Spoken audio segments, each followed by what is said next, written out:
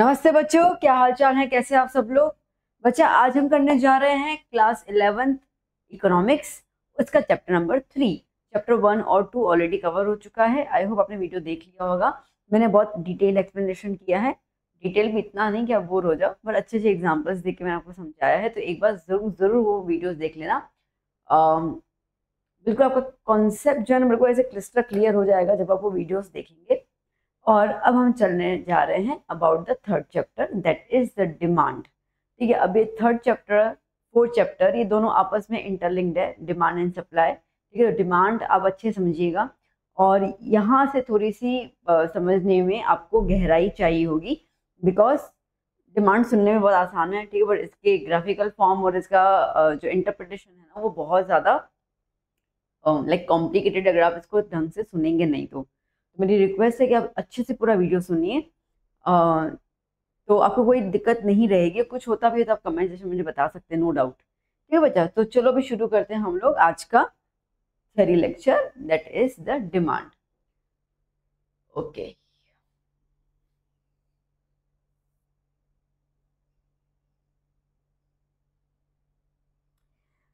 देखो, डिमांड और सप्लाई ये दोनों ही कॉन्सेप्ट जो है वो बेसिक कॉन्सेप्ट है इकोनॉमिक्स के। ठीक है, बहुत सिंपल सी बात है, किसी चीज़ की डिमांड है तो ही मार्केट में वो चीज़ बिकेगी, और सप्लाई तभी होगा। ठीक है, और अगर सप्लाई हो रहा है मतलब कि डिमांड हमें क्रिएट करनी ही है। ठीक है, तो इसका मतलब अगर कोई चीज़ सप्लाई हो रही है, जब पानी सप्लाई हो रहा है तो डिमांड है, तो सप्लाई हो रहा है ना पानी, है ना। और अगर डिमांड है तो ही सप्लाई हो रहा है, तो they both are the interconnected. ठीक है, डिमांड रहेगी तो चीज़ें सप्लाई होंगी, अगर चीज़ें सप्लाई हो रही हैं तो ही डिमांड होगी। तो इसके लिए इकोनॉमिक्स के अंदर ये दो को हम लोग बोलते हैं मार्केट फोर्सेस। क्या बोलते हैं? मार्केट फोर्स, मतलब कि मार्केट को पकड़ के रखने वाली दो चीजें होती है, डिमांड और सप्लाई। ठीक है, तो अब हम देखते हैं डिमांड का मतलब क्या होता है।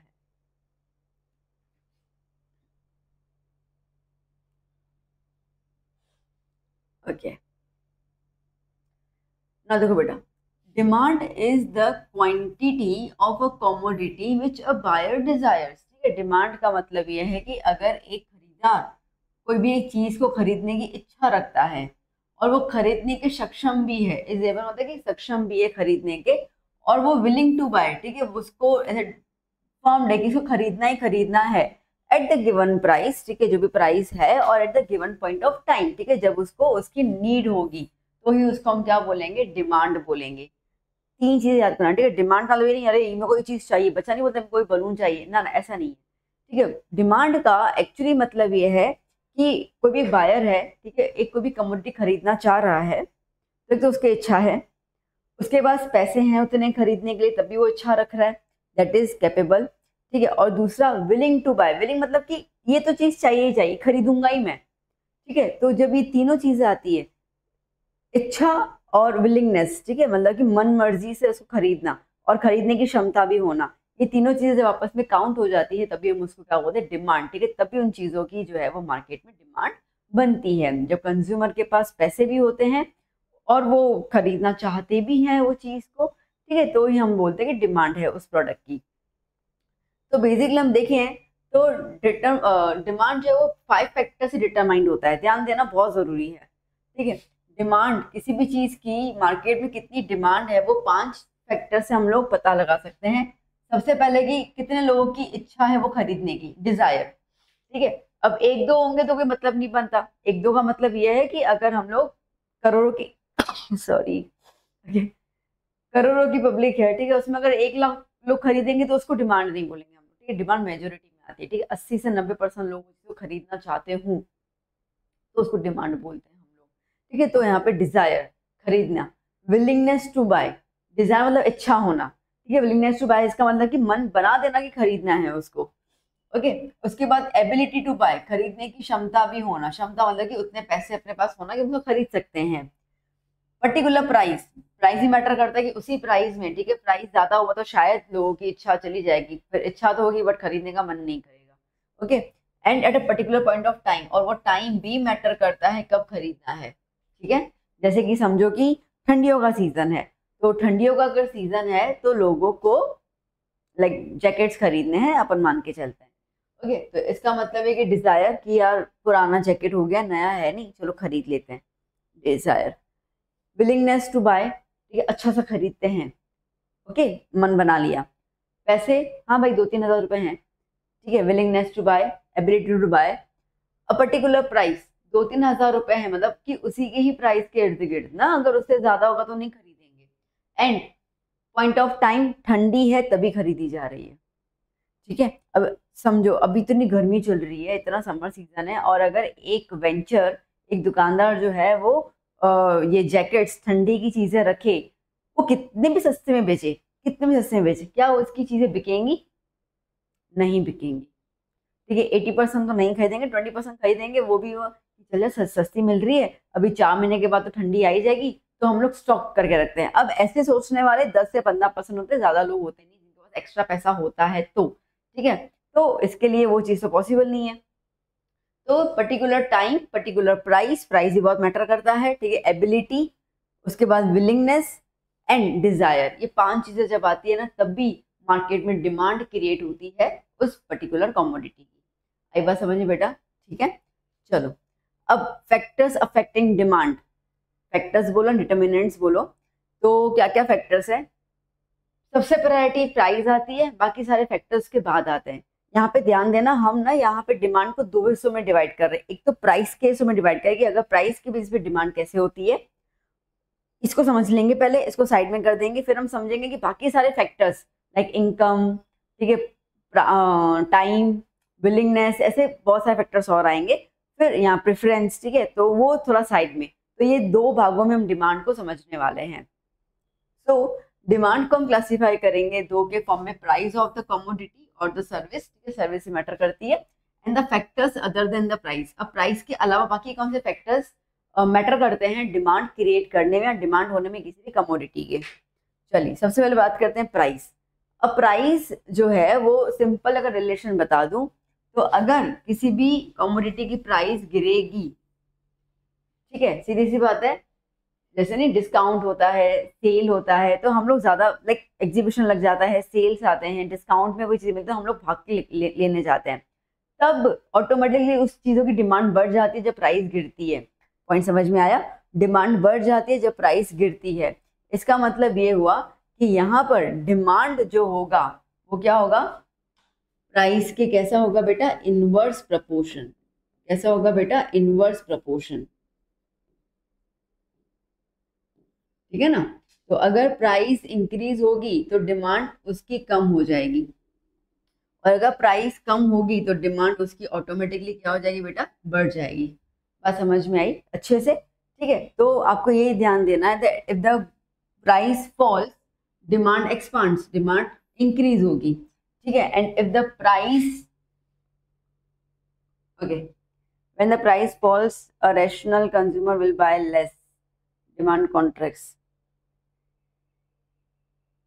यहाँ मिस्टेक है, ठीक है, एंड द प्राइस फॉल्स नहीं आएगा, राइज, यहाँ प्रिंटिंग मिस्टेक है, ठीक है। और जब प्राइस राइज होगी तो डिमांड क्या हो जाएगी? कॉन्ट्रैक्ट हो जाएगी, लोग कम खरीदेंगे उसको, ठीक है बेटा, क्लियर? आगे चलें। अब प्राइस के थ्रू तो आपको समझ में आ गया that price is inversely proportional to the demand, ठीक है। अब हम बात करते हैं बाकी सारे डिटर्मिनेंट्स ना। देखो बेटा, अब बाकी सारे डिटर्मिनेंट्स की बात करते हैं, मतलब बाकी कौन से फैक्टर्स जो है वो डिमांड पे इम्पैक्ट करते हैं। सबसे पहला आता है टेस्ट एंड प्रेफरेंस, ठीक है। पता चला जो भी चीज मार्केट में आई वो कंज्यूमर की अभी प्रेफरेंस चला गया, कोई मतलब ही नहीं, तो खरीदेगा ही नहीं, okay. To considerable extent demand जो है वो डिपेंड करता है कंज्यूमर के टेस्ट और प्रेफरेंस पे, ओके। इसका मतलब कि उसको क्या चीजें पसंद हैं और क्या चीजें पसंद नहीं है। जैसे एग्जाम्पल बड़ा सा दिया हुआ है अच्छे से, if a person is fond of reading, ठीक है, अगर एक इंसान को रीडिंग करना अच्छा लगता है, हिज और preference for reading will change with the age, ठीक है, एज के हिसाब से बदलता जाता है। जैसे कि यंग एज में ज्यादातर बच्चों को जो है वो कहानियां अच्छी लगती है, ठीक है, दादी कहानियां सुनाती हैं, तो पंचतंत्र किताब ये सब अच्छा लगता है, तो रीडिंग द स्टोरी बुक्स। फिर जब एडोलसेंस में आते हैं तो सीधी सी बात है, उनको नॉवेल्स पसंद आती हैं, स्पेशली नॉवेल्स कौन सी हो जाएंगी? वो रोमांटिक नॉवेल्स जो होती है, फिक्शन वाली, ठीक है, हाफ गर्लफ्रेंड ऐसे करके, ठीक है, तो ऐसी पसंद आती है। और यहीं पर ही जब ओल्ड एज में आ जाते हैं तो वो स्पिरिचुअल बुक्स रीड करना पसंद करेंगे, ठीक है। कृष्ण भगवान जी ने क्या बोला था, गीता का ज्ञान, ये सब कुछ आएगा, है ना। दैट मीन्स कि बुक्स तो पसंद आ रही है, बट एज के हिसाब से बुक्स की जो टेस्ट है चेंज होती गई, प्रेफरेंस जो है वो चेंज होता गया, ठीक है। तो उसके हिसाब से डिमांड चेंज हो रहा है, क्लियर हुआ ना, ठीक है। तो डिमांड बदल रहा है बिकॉज टेस्ट और प्रेफरेंस चेंज हो रहे हैं। फिर आता है यहाँ पे इनकम ऑफ अ कंज्यूमर, ठीक है। कंज्यूमर की इनकम भी बहुत मैटर करती है भाई साहब, बहुत बहुत ज्यादा, ठीक है। कैसे, देखो, जैसे कि हम बात करते हैं कि भैया लेने के लिए तो मेरे को रोल्स रॉयस लेनी है, पर मेरे को मेरी इनकम भी तो देखनी है कि नहीं देखनी है, सीधी सी बात है, ठीक है। तो इसका मतलब ये है कि इनकम के बेसिस पे ही तुम डिमांड करोगे ना। वो नहीं बोलते जितनी चादर है उतने ही तो पाँव फैला पाओगे, और कितने फैला पाओगे। तो जितनी इनकम होगी कंज्यूमर जो है वो उन्हीं चीज़ों की डिमांड करेगा, है ना। अब देखो, जैसे कि फॉर एग्जाम्पल मैं बात करती हूँ कि समझो वीवो या ओप्पो फोन, एक एग्जाम्पल ले लेते हैं, ठीक है। तो उसकी डिमांड जो है वो लाइक 70% डिमांड उसकी है मार्केट में, क्योंकि सबके सब जो कंज्यूमर्स हैं वो ऑलमोस्ट जो है वो इस तरीके की सैलरी कमाते हैं कि वो लाइक 20-25 हज़ार वाला मोबाइल जो है वो अफोर्ड कर सकते हैं, ठीक है। तो वो आ जाता है हमारा कंज्यूमर की इनकम। अब इच्छा तो उनको भी आईफोन लेने की होगी, नो डाउट, ठीक है। यहाँ गैलेक्सी के जो ये सैमसंग के जो नए नए फोन आते हैं 1.5 लाख वाले, ये इच्छा तो उनकी भी होगी, बट यहाँ पे इच्छा को छोड़कर अपन को किसको देखना, इनकम को। इनकम इतनी नहीं है तो वो मोबाइल कैसे खरीदेंगे हम लोग, बात आई समझ में, ठीक है। और गाड़ियों की बात करते हैं, समझो कि अगेन एक मिडिल क्लास वर्ग के जो लोग हैं, ठीक है, वो अगर गाड़ी खरीदेंगे तो उनका बजट कैसा है, भाई मेरा बजट है 5 से 6 लाख, और 5 से 6 लाख के अंदर, ठीक है, उनको स्विफ्ट वगैरह मिल जाती है, ऐसा कुछ मिल गया, क्लियर। अब इच्छा तो उनको भी है कि हम लोग जो है वो 17-18 लाख की एसयूवी गाड़ी खरीदे, बट अभी इनकम के बेस पे डिपेंड करेगा, यस, ठीक है बेटा। तो बट ऑब्वियसली इनकम के हिसाब से चीज होती है। अब जैसे इनकम बढ़ती जाएगी तो शायद डिमांड भी बढ़ती जाएगी, चीज होगी, है ना। अब इन्होंने कुछ एग्जांपल दिया होगा, देख लेते हैं। So the demand of the commodity increases with the increase in the consumers income. अगर कंज्यूमर की इनकम गिर जाती है तो उसकी डिमांड भी गिर जाएगी, तो there is a direct relationship, ठीक है। तो यहाँ पे देखा जाए तो इनकम का और डिमांड का कैसा है, डायरेक्ट रिलेशनशिप है ना बेटा। कैसा रिलेशनशिप है, डायरेक्ट रिलेशनशिप है। नाउ अब कुछ गुड्स जो हैं वो इंफीरियर माने जाते हैं। There are some goods known as the inferior goods in the economics, okay, and whose demand decreases with the increase in income. Income बढ़ती है तो उनकी डिमांड जो है वो कम होती जाती है। अब एक लाइक एग्जांपल दूं, समझो कि कुछ ऐसे लोग हैं, ठीक है, जिनकी मंथली सैलरी जो है वो समझो कि 15-20 हज़ार रुपए है, ठीक है, मान के चलते हैं। तो अब ना वो लोग क्या क्या करेंगे, जैसे कि बाजरी का रोटा है, रोटली होती है, मतलब बाजरी की रोटी हो गई, जवार की रोटी हो गई, वो खाएंगे क्योंकि उनका आटा सस्ता मिलता है। एग्जाम्पल मैं दे रही हूँ, ठीक है। अब वो सस्ता मिलता है तो भैया अभी तो हमारी डिमांड उतनी ही रहेगी क्योंकि इनकम के हिसाब से। पर समझो कि अब 15 हज़ार कमाने वाला जो है वो कुछ टाइम के बाद, 1 साल के बाद उसकी इनकम अच्छी हो रही है, 25 हज़ार रुपये कमा रहा है। अब 25 हज़ार रुपये कमाएगा तो वो क्या करेगा, हाँ अभी मैं गेहूं की रोटी खा सकता हूँ, तो अब वो गेहूं का आटा खरीदेगा क्योंकि वो थोड़ा सा महंगा आ रहा था, पहले उसके इनकम में फिट नहीं हो रहा था, अब फिट हो रहा है। बात समझ में आई। तो जब इनकम कम होती है और ज्यादातर लोग जब उन्हीं चीज को कंज्यूम करते हैं when the income is low, तो उनको हम लोग बोलते हैं इंफीरियर गुड्स। क्या बोलेंगे बेटा, इंफीरियर गुड्स, ठीक है। एंड दीज गुड्स आर, अच्छा उसके अलावा जैसे जैसे इनकम बढ़ेगी उनकी डिमांड क्या होती जाएगी, कम होती जाएगी। मैं ये क्यों बता रही हूँ, पॉइंट को समझना। मैंने अभी अभी आपको क्या बोला कि income is proportional to demand, point समझना। Income is proportional to demand, इसका मतलब ये है कि अगर इनकम बढ़ती है तो डिमांड भी बढ़ती है ना। बट एक्सेप्शन है, क्या एक्सेप्शन है, एक्सेप्शन है for the inferior goods. Inferior goods पे एक्सेप्शन आ जाते हैं जहां पर, ठीक है, डिमांड जो है वो कम होगी अगर इनकम क्या है, बढ़ रही है ना। एक्सेप्शन, ये पॉइंट को ध्यान देना। तो इंफीरियर गुड्स के लिए डिमांड और इनकम का रिलेशन जो है वो इनवर्स हो जाता है। बताइए से बेटा समझ में, मैंने क्या बोला, इंफीरियर गुड्स के लिए डिमांड और इनकम का जो रिलेशनशिप है वो क्या हो जाएगा, इनवर्स हो जाएगा। ओके, तो क्लियर हुआ ना, ठीक है। इनकम कम थी तो समझो बाजरे की रोटी खाई जा रही है, इनकम ज्यादा हो रही है तो अपन ने बोला कि गेहूं की रोटी खाई जा रही है, ठीक है। इनकम के हिसाब से इनकम कम थी, उसकी डिमांड ज़्यादा थी, इनकम ज़्यादा हुई, उसकी डिमांड कम हो गई। इंफीरियर गुड्स, पॉइंट को जरूर ध्यान देना। Now prizes of related goods, अब कुछ बात करते हैं रिलेटेड गुड्स की। नॉर्मली जो रिलेटेड गुड्स होते हैं वो दो टाइप के होते हैं, सब्स्टिट्यूट गुड्स और द कॉम्प्लीमेंट्री गुड्स। क्या क्या बोला मैंने बेटा?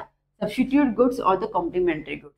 अब देखते हैं मार्केट में सब्स्टिट्यूट गुड्स और कॉम्प्लीमेंट्री गुड्स को क्या बोलते हैं और उसका मतलब क्या है। आइए, मैं उम्मीद कर रही हूँ that I am able to explain it nicely और आपको अच्छा लग रहा है। चलिए, अच्छा लग रहा हो तो एक थम्स अप कर दीजिएगा, लाइक कर दीजिएगा, एक प्यार से कमेंट कर दीजिएगा और साथ साथ वीडियो शेयर भी कर दो, है ना। चलो, ओके, नाउ सब्स्टिट्यूट गुड्स। ठीक है, सब्स्टिट्यूट गुड्स का मतलब क्या होता है? सब्स्टिट्यूट गुड्स वो गुड्स होते हैं जो एक की जगह दूसरे को रिप्लेस कर लेते हैं, उसको हम बोलते हैं सब्स्टिट्यूट गुड्स, जिनके कैरेक्टरिस्टिक्स ऑलमोस्ट सेम होते हैं। ठीक है, जैसे कि बात करते हैं टेलीविजन। ठीक है, कुछ जैसे क्लोजली ब्रांड्स ले, टेलीविजन आ गया, मोटरसाइकिल आ गया, रेफ्रिजरेटर आ गया, they are the substitute of one another, क्योंकि ऑलमोस्ट इनकी प्राइस जो है वो लगभग सेम होती है। ठीक है, समझो कि मुझे टीवी खरीदनी है और टीवी समझो कि 1.25 लाख 1 लाख 1.25 लाख के आसपास आ रही हो, है ना, जैसे अभी आजकल टीवी चलती है। अब एक्टिवा भी उसी के आसपास आती है, रेफ्रिजरेटर भी देखो 1.25 लाख 1 लाख 1.25 लाख 50,000 1.5 लाख इसकी रेंज में आती है। इसका मतलब ये है कि ये एक दूसरे के क्या है? सब्स्टिट्यूट्स है। ठीक है, क्या बेटा? सब्स्टिट्यूट्स है। If the price of the substitute falls, then the consumer may choose to replace his or her current brand with a substitute which has become the cheaper. अब इसमें इसका मतलब क्या है बेटा? वो ये कह रहा है कि अब इसके अंदर सबकी प्राइस सेम होती है, नो डाउट। अब समझो कि मेरे पास डिमांड जो है वो लाइक फॉर एग्जांपल कि मैं डिमांड रख रही हूँ एक्टिवा की। ठीक है, कि मैं एक्टिवा ले रही हूँ। अब एक्टिवा वाले ने जो है वो प्राइस इंक्रीज कर दिया ना, समझो मिल रही थी 90,000 की, अभी उसने प्राइस कर दिया 1.25 लाख की एक्टिवा मिल रही है। और एक्टिवा से मिलती जुलती जुपिटर है। ठीक है, तो फिर एक काम कर लेते हैं, जुपिटर ले लेते हैं, है ना। वो तो हम लोगों को मिल जा रही है 95,000 के आसपास। इसका मतलब क्या हुआ कि जैसे एक्टिवा की प्राइस इंक्रीज हुई, मैंने शिफ्ट कर लिया जुपिटर की तरफ। आई बात समझ में? रेफ्रिजरेटर का भी समझो मुझे एलजी वाली खरीदनी है और एलजी वाले ने प्राइस बढ़ा दी, ठीक है, तो मैं कोई और कंपनी में चली जाऊंगी। ओके, दैट मीन्स क्या हुआ कि वी हैव द चॉइसेस। आपके पास अगर एक बजट है तो उस बजट के हिसाब से आपके पास 3 से 4 जो है वो ब्रांड्स रहेंगे। अब आपके बजट में जो ब्रांड्स सूटेबल आप उसको खरीद लेते हैं। ठीक है, इच्छा शायद किसी एक की होगी, भाई ये वाला ब्रांड खरीदना है, बट अगर वो ब्रांड हम लोगों को नहीं समझ में आ रहा है, प्राइस ज्यादा है वॉटेवर, तो हम लोग अपना दूसरा ब्रांड शिफ्ट कर लेते हैं, करते हैं ना, होता है ना ऐसे। तो इसको हम बोलते हैं सब्स्टिट्यूट गुड्स। ठीक है, स्पेशली अगर हम देखें तो डिमांड उसकी गिरती है जब when the price of it substitute falls. ठीक है, तो demand of the good fall, demand गिरेगी अगर प्राइस उसके सब्स्टिट्यूट मतलब कि उसके बगल वाले की अगर गिरेगी तो डिमांड भी उसकी गिर जाएगी। ठीक है ना, बात करते हैं हम लोग यहाँ पर इसकी कॉम्प्लीमेंट्री। अब कॉम्प्लीमेंट्री गुड्स मतलब क्या होता है? कॉम्प्लीमेंट्री का मतलब है कि भैया ये चीज खरीद रहे हो ना, साथ साथ में खरीदनी पड़ेगी, कोई ऑप्शन नहीं है। मोबाइल लिया है तो चार्जर खरीदना ही है आपको, है ना, मोबाइल लिया है तो सिम खरीदना ही है आपको, तो वो सब्स्टिट्यूट वो कॉम्प्लीमेंट्री आ जाता है। पेन है तो इंक खरीदनी ही है ना, तो that is called complementary. So there must be consumed jointly. ये कैसे कैसे कंज्यूम किए जाते हैं? ज्वाइंटली कंज्यूम किए जाते हैं। लाइक मोबाइल है तो सिम कार्ड रहेगा, अगर एयर कंडीशन चलाना है तो इलेक्ट्रिसिटी घर में होनी चाहिए तभी चलेगा, एसी लगा के थोड़ी आपको ठंडी हवा मिलेगी।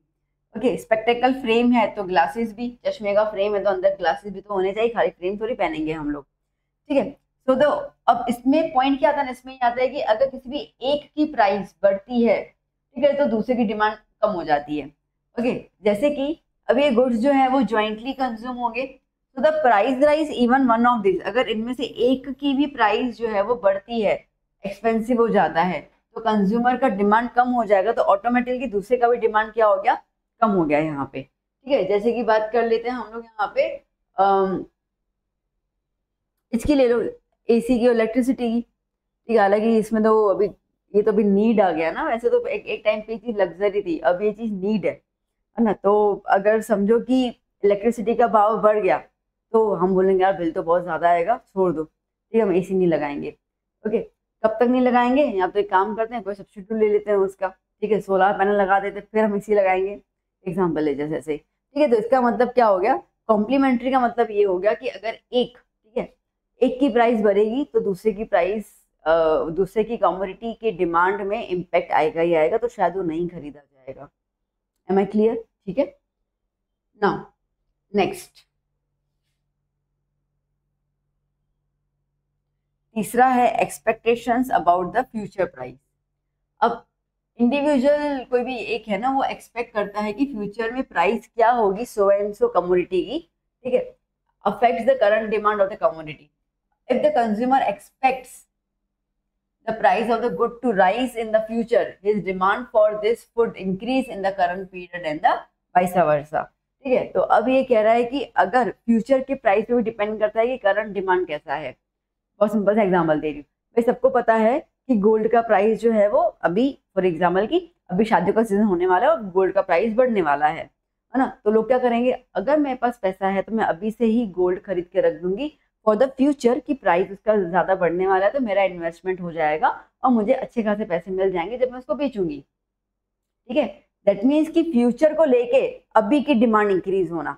बात समझ में आई? ठीक है, फ्यूचर को लेकर अभी की डिमांड इंक्रीज होना, उसको हम लोग बोलते हैं expectations about the future price. ठीक है, तो डिमांड जो है वो फ्यूचर प्राइस को लेकर क्या अभी लोग सिनेरियो करते हैं उसके हिसाब से बात करते हैं। ठीक है, next size and the demographic good profile. ठीक है, अब दूसरी बात है डेमोग्राफिक। डेमोग्राफिक का मतलब होता है कि जियोग्राफिक, कि आप कौन सी जगह पे ज्यादा लोग रहते हैं उसको हम बोलते हैं जियोग्राफिक प्रोफाइल। ओके, तो बेसिकली यहाँ पे पॉपुलेशन पे भी डिपेंड करता है, पॉपुलेशन पे भी डिपेंड करता है कि मार्केट में उस चीज की डिमांड है कि नहीं है। ठीक है, चलो मैं आपको एक एग्जांपल दे रही हूँ बढ़िया वाला, आप समझ जाओगे इसके अंदर साइज और डिमांड का। ठीक है, अब कल मैंने एक बंदे का जो मैंने देखा ना वो बता रही हूँ। ठीक है, कल मैंने एक बंदे का कुछ वीडियो देखा था, तो वो कानपुर में रहता था। ठीक है, तो उसने जो है वो क्या बोलते हैं उबर गाड़ी ले ली उबर में चलाने के लिए। ठीक है, अब उसने गाड़ी ली तो फिर उसने लिया तो है, बट वो कह रहा है कि इतना मेरा पैसा निकल ही नहीं रहा है। ठीक है, मतलब मुझे इतनी कमाई नहीं हो रही है जितनी मैंने सुनी थी भैया उबर में लोग जो है वो काफी अच्छा खासा पैसा कमा लेते हैं मंथली, तो मेरा तो निकल ही नहीं रहा है। ओके, तो फिर उसने बोला कि मैं सोच रहा हूँ कि मैं दिल्ली चला जाऊँ और दिल्ली में जाके उबर चलाऊँ। पॉइंट को समझ में क्या कह रही हूँ? अब वही चीज है, दिल्ली में जाना है, क्यों? क्योंकि Delhi is a metropolitan city, वहां पे लोग ज्यादा हैं। ठीक है, तो जब पॉपुलेशन की साइज ज्यादा है तो उबर की डिमांड ज्यादा है, मतलब कमोडिटी की डिमांड ज्यादा है, तो पैसे ज्यादा कमाएगा। बहुत मैंने सिंपल सा एग्जांपल दिया, आप समझ गए होंगे। ठीक है, कानपुर में रहकर कानपुर में उसको इतना नहीं मिल रहा था बिकॉज पॉपुलेशन साइज कम है वहां पे, बट ऑब्वियसली दिल्ली से तो कम ही होगी कानपुर में, है ना। तो लोग जो नहीं गांव से शहर आते हैं, तो वो शहर आके वो लोग क्या करते हैं, वो यही करते हैं, पॉपुलेशन साइज वगैरह बढ़ जाती है तो ऑटोमेटिकली उनके प्रोडक्ट्स की डिमांड जो है वो इंक्रीज हो जाती है। ठीक है, तो द पॉइंट इज दैट कि तुम अपना सामान कहाँ बेच रहे हो ना, वो भी डिपेंड करता है कहाँ, मतलब कि वहां पे लोग कितने हैं। ठीक है, और उनमें से भी कितने लोग जो है वो चाहते हैं वो प्रोडक्ट को खरीदना या सर्विस को खरीदना। उबर इज अ सर्विस, ठीक है, वो सर्विस प्रोवाइड कर रहा था तो उसको खरीदना, तो ये चीजें भी बहुत ज्यादा इम्पैक्टफुल होती हैं।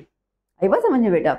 तो यहाँ पे क्या बोला, if the total population is larger than the total market demand will be more. ठीक है, डिमांड ज्यादा हो जाएगी, वाइस वर्सा। तो लार्जर पॉपुलेशन, अब वो एज ग्रुप भी डिपेंड करता है। ठीक है, तो सीधी बात है मार्केट आपको ज्यादा पैसे कमाने का मौका देगा, है ना। अब आप देखो, समझो आप किसी गांव में जाते हो और एक गांव में किराने का दुकान है, ग्रोसरी का दुकान है। अब देखोगे वो आदमी ना, मतलब पूरे दिन में 10-12 ग्राहक आ गए तो बहुत ही होगा, उससे ज्यादा आते नहीं है। यहीं पे आप शहर में जाओ, ठीक है, यहाँ पे आप देखो तो आपको मतलब किराने वाला जो फ्री बैठता हुआ नजर ही नहीं आएगा, उसके पास लाइन ही लाइन होती है प्रोविजन स्टोर वाले। दैट मीन्स मार्केट, ठीक है, पॉपुलेशन ज्यादा है, ऑटोमेटिकली धंधा होगा, ऑटोमेटिकली मार्केट के अंदर आपका आपके प्रोडक्ट का डिमांड इंक्रीज होगा और आपको वो इनकम मिलने वाला है। बात समझ में आई? तो these are the factors of demand. आई बात बेटा समझ में? These are the factors of demand. तो हम लोगों ने, चलो यहाँ पे ही आ गया। ठीक है, हम लोगों ने क्या क्या देखा, आजा बेटा, इसको डिमांड फंक्शन बोलते हैं, मतलब कि अब इनका रिलेशन किस किस तरीके से है वो देखते हैं हम लोग। तो फाइनली अगर हम देखें तो हमने एक तो देखा था प्राइस और दिखा अदर फैक्टर्स। ठीक है, अब डिमांड फंक्शन, डिमांड जो है उसका फंक्शन वो किस किस पे डिपेंड करता है, ये 5 चीजों के ऊपर, 1 2 3 4 5 6 चीजें। ठीक है, अब वैसे तो मेन 5 ही है, इसमें सबसे पहले पी एक्स मतलब की प्राइस। ठीक है, तो किसी भी कमोडिटी के प्राइस, तो हमने देखा डिमांड और प्राइस जो है वो कैसा है, आपस में इनवर्स प्रोपोर्शन, प्राइस बढ़ेगा डिमांड कम होगा। ठीक है, उसके बाद price of the related commodity, मतलब वो सब्स्टिट्यूट वाला, फिर फ्यूचर प्राइस पे डिपेंड करता है, फिर कंज्यूमर के टेस्ट और प्रेफरेंस पे डिपेंड करता है, कंज्यूमर के इनकम पे डिपेंड करता है, और बाकी छोटे मोटे फैक्टर है, छोटे मोटे फैक्टर जो भी हमने देखे ना जियोग्राफिक वाले। ठीक है, कौन कहाँ पे रहता है उस पर भी डिपेंड करता है। तो these are the factors. Clear हुआ? डन बेटा? चलो अब हम लोग इनको, ये समझ गए हम लोग। ठीक है, आपको आपको आएगा give the mathematical form of demand factors. ठीक है, तो आपको ये वाली चीज लिखनी है और ये पूरा बताना है कि हर एक का मतलब, टी वाई यू का मतलब क्या होता है, टेस्ट एंड प्रेफरेंस। ठीक है, इनकम आ गया, अदर फैक्टर्स आ गए, expectations of the future income कितनी होगी, तो ये सब चीजें हैं। चले आगे। चलो अब हम देखने वाले लॉ ऑफ डिमांड। अब लॉ ऑफ डिमांड देखने से पहले एक चीज ऊपर की स्टेटमेंट रीड कर लेते हैं हम लोग। क्या बोल रहा है, इकोनॉमिक्स जो है वो प्राइस और डिमांड का रिलेशनशिप स्टडी करता है फॉर द वेरियस पर्पस, और जो लॉ ऑफ डिमांड होता है, ध्यान देना ध्यान देना ध्यान देना, लॉ ऑफ डिमांड, ठीक है, बहुत इंपॉर्टेंट चीज है। लॉ ऑफ डिमांड में हम लोग जो है वो सिर्फ और सिर्फ प्राइस और डिमांड के बारे में स्टडी करते हैं, बाकी सारे फैक्टर्स को हम लोग कांस्टेंट मान लेते हैं। हमें कोई फर्क नहीं पड़ता है कि कंज्यूमर का टेस्ट और प्रेफरेंस क्या है, उसका इनकम क्या है, फ्यूचर में उस कमोडिटी का प्राइस क्या होगा। ठीक है, ये चीज कहाँ बिक रही है, ज्योग्राफिकल कंडीशंस वो अपने को नहीं पता है, इन सबको हम कांस्टेंट मानते हैं, कोई फर्क नहीं पड़ता इनसे। हम सिर्फ कमोडिटी की प्राइस की बात करते हैं, प्राइस ज्यादा डिमांड कम, प्राइस कम डिमांड ज्यादा, दैट्स इट। तो इसी को हम बोलते हैं लॉ ऑफ डिमांड। क्या बोलते हैं बेटा? Law of demand. प्लीज ध्यान देना अच्छे से, ये चीजें बहुत इंपॉर्टेंट है, और इतना डिटेल में आपको स्कूल की टीचर भी नहीं समझाएगी, ये मैं आपको लिख के दे रही हूँ गारंटी के साथ। ठीक है, तो लॉ ऑफ डिमांड, अब ये लॉ जो है, अब आपसे आएगा what is the law of demand 1 mark के अंदर। सो द प्रिंसिपल, ठीक है, प्रिंसिपल जो आपको एक्सप्लेन कर रहा है relationship between the price and the demand of the good. ठीक है, keeping the effect of all the other factors as constant. ठीक है, जितने भी डिटरमाइनर्स थे, 6 थे ना ऊपर, उसमें से प्राइस को हटा दो, बाकी 5 बचे ना। ठीक है, तो उन 5 को हम क्या अज्यूम करते हैं, कांस्टेंट। हम ये कह रहे हैं कि कोई बदलाव नहीं आ रहा। ठीक है, कंज्यूमर को वही चीज अच्छी लग रही है जिसको हम बेच रहे हैं, कंज्यूमर की इनकम उतनी है जितनी प्राइस में चीज बेची जा रही है, फ्यूचर भी उसका राइट है, कंज्यूमर लेगा ही लेगा। ठीक है, और जहाँ पे बेच रहे हैं वहाँ पे कंज्यूमर बैठा है, ज्योग्राफिकल एरिया। कोई समझ में, मतलब इन सब चीजों को हम लोग नजरअंदाज करें, बोले कांस्टेंट है, कोई इसमें कोई बदलाव नहीं आने वाला है, सिर्फ और सिर्फ बदलाव किसमें आएगा, प्राइस में आएगा। और प्राइस के रेस्पेक्ट में डिमांड क्या है, उसी को हम लोग बोलते हैं लॉ ऑफ डिमांड। क्या बोलते हैं बेटा जी? Law of demand. क्या बोलते हैं? Law of demand. ठीक है, डन, बिंगो। चलो अब इस लॉ को हमें प्रोफेसर अल्फ्रेड मार्शल ने बताया था, तो इसके लिए आपको आएगा explain law of demand according to the professor Alfred Marshall. तो इन्होंने तो साफ साफ बता दिया कि इन दोनों का रिलेशन कैसा है बेटा, इनवर्स रिलेशन है। ठीक है, तो price is inversely proportional to the demand.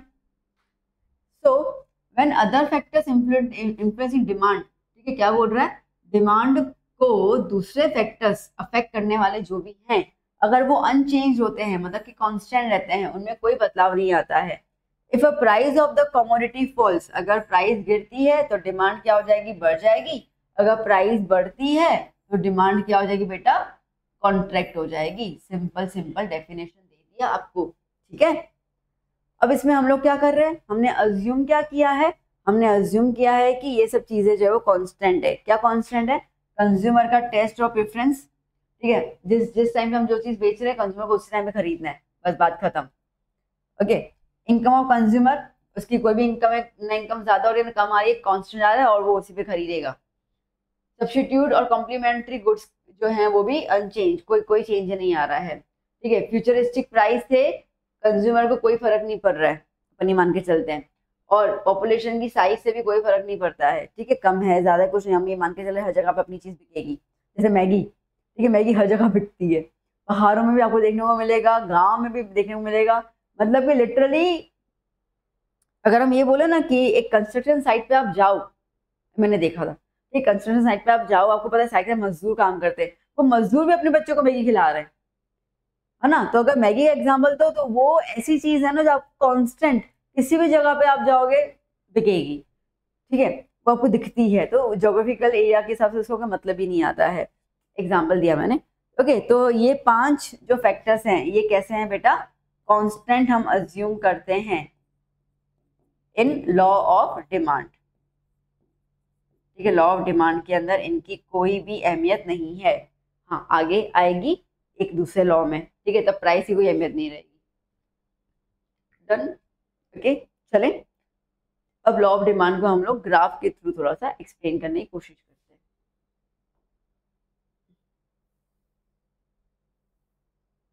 Demand schedule मतलब क्या होता है, ये स्केड्यूल जो है वो आपको ये शो कर रहा है कि कंज्यूमर की क्या इच्छा है खरीदने की, कोई भी चीज अलग अलग quantity of a good at various prices, ठीक है। एग्जाम्पल समझते हैं, वो अच्छे समझ में आ जाएगा।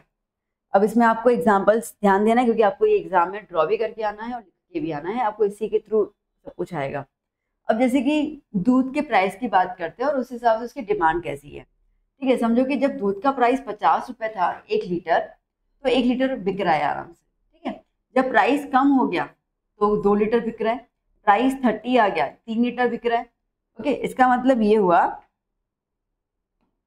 इसका मतलब ये होगा प्राइस जैसे ही कम होते जा रहा है डिमांड ऑटोमेटिकली क्या होते जा रहा है बेटा, बढ़ते जा रहा है। आपके सामने ही है, प्राइस कम हो रहा है, डिमांड जो है वो इंक्रीज हो रहा है, ठीक है। प्राइस कम हो रहा है और डिमांड इंक्रीज हो रहा है। ओके, तो कैसे हो गए, इनवर्स प्रोपोर्शन हो गए। अब ग्राफ बना दिया इन लोगों ने बेहतर तरीके से। अब प्राइस को हम हमेशा कहाँ पे रखेंगे बेटा, वाई एक्सिस पे, ध्यान देना ध्यान देना। लॉ ऑफ डिमांड के अंदर प्राइस हमेशा वाई एक्सिस पे आएगा, ठीक है, एक्स पे नहीं आएगा।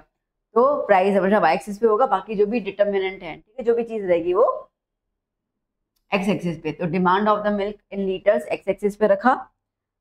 ओके, अब आप देख पा रहे हो कि यहाँ पे 0 1 2 3 4 5 6, अब 50 रुपए में 1 लीटर बिक रहा था, ये 50 का प्राइस है, ये 1 लीटर, ठीक है, डन। फिर देखो 40 के प्राइस पे 2 लीटर बिक रहा, 40 के प्राइस पे 2 लीटर का दूध बिका। ओके, फिर देखो तो 30 के प्राइस पे 3 लीटर दूध बिका, है ना। ऐसे करते करते आप देख पा रहे होंगे कि 20 के प्राइस पे 4 लीटर और 10 के प्राइस पे 5 लीटर। और इस तरीके से आप इन सबको क्या कर रहे हो बेटा, इन सारे पॉइंट्स को आप जोट डाउन कर लेते हो, लाइन बना देते हो। ऐसे आपको ग्राफ में रिप्रेजेंट करना है, ठीक है बेटा। चलिए अब इन्होंने कुछ इसको एक्सप्लेन किया हुआ है, एक बार देख लेते हैं। इसको आप क्या बोलोगे, स्केड्यूल, डिमांड स्केड्यूल, ठीक है। ओके, ग्राफ थोड़ा नीचे करना पड़ेगा मेरे को, समझाना है ना।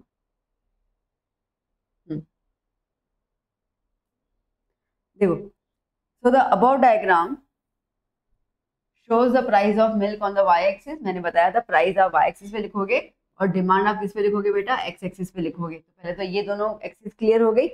अब प्लॉटिंग करना है हम लोगों को वेरियस वेरियस प्राइसेस पे, तो हमने प्लॉटिंग कर दिया ABCD। अब जहाँ पे आपको ये सब कुछ जो है, ये जो हमने लाइन बनाई D, यहाँ से लेकर ये D, ठीक है, यहाँ पर भी D, इसको DD कर्व बोलते हैं। क्या बोलते हैं बेटा, डिमांड कर्व। क्या बोलते हैं बेटा, डिमांड कर्व, ध्यान देना, ठीक है। तो ये डिमांड कर्व है और ये कर्व कैसे जा रहा है, डाउनवर्ड डायरेक्शन, ठीक है, डाउनवर्ड डायरेक्शन। तो ये कर्व का जो स्लोप है वो बेटा कैसा है, डाउनवर्ड है, फ्रॉम लेफ्ट टू राइट, है ना, लेफ्ट से राइट की तरफ आ रहा है इस तरीके से, left to right, indicating the inverse proportion. Price ज्यादा डिमांड कम, ठीक है, जैसे ही प्राइस कम होती जा रही है डिमांड जो है वो बढ़ती जा रही है, that's why it is the inverse proportion. Done, clear, okay. Now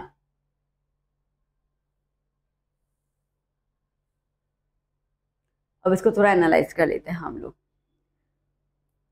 so अब आपसे बोला गया है कि इनवर्स प्रपोर्शन के रीजंस क्या क्या है वो तो बता दो। मतलब कि डिमांड और प्राइस जो है वो इनवर्स एक दूसरे के, उसके पीछे क्या रीजन है, क्यों है ऐसा। चलो सबसे पहले उसके पीछे रीजन जो है वो है इनकम इफेक्ट। ठीक है, दो रीजन है, दोबारा बता रही हूँ मैं। अगर आपसे कोई पूछता है कि डिमांड और प्राइस आपस में इनवर्स प्रोपोर्शन क्यों है, वो बताओ क्यों है वो दोनों, क्यों डिमांड बढ़ रही है, मतलब प्राइस कम होगी तो डिमांड बढ़ेगी, प्राइस ज्यादा होगी तो डिमांड कम होगी, क्यों है ऐसा। तो उस पर दो रीजन है। सबसे पहला रीजन है इनकम इफेक्ट। इसका मतलब है कि अगर कंज्यूमर की मॉनेटरी इनकम कांस्टेंट है, कुछ बदलाव नहीं हो रहा है, बट जो प्राइस है वो अगर गिरेगा किसी भी एक चीज का, ठीक है, तो उसकी रियल इनकम ऑटोमेटिकली क्या हो जाएगी, बढ़ जाएगी। नहीं समझे? एग्जाम्पल दिया प्यारा सा, पहले वो देख लेते हैं, आपको समझ में आ जाएगा। बहुत अच्छा सा एग्जाम्पल दिया है इन लोगों ने, इसलिए मैंने का एग्जाम्पल ले रही, बहुत प्यारा सा है। इन्होंने क्या बोला कि देखो अब यहाँ पे समझो कि if the amount of the money at the disposable of the consumer is ₹50 and the price of the milk is also ₹50 per liter, then consumer can buy only 1 liter। ठीक, वो कह रहा है कि उसके पास 50 रुपए हैं और वो 1 लीटर दूध 50 रुपए का मिल रहा है, तो वो 1 लीटर का दूध ही खरीदेगा। तो उसकी डिमांड जो है वो 1 लीटर के दूध की ही है, क्योंकि उसके पास पैसा ही उतना है। Okay, but if the price falls to 10, ठीक है, जैसे प्राइस 50 रुपए से 10 रुपए लीटर पे आ गया, उसकी डिमांड क्या हो गई, वो कितने लीटर खरीद रहा है, 5 लीटर खरीद रहा है यहाँ पे। और इनकम अभी उसे कितनी, 50 रुपए ही है। ठीक है, उसके जेब में अभी भी कितनी, 50 है, बट प्राइस कम हो गया, डिमांड क्या हो गई, बढ़ गई ना उसकी।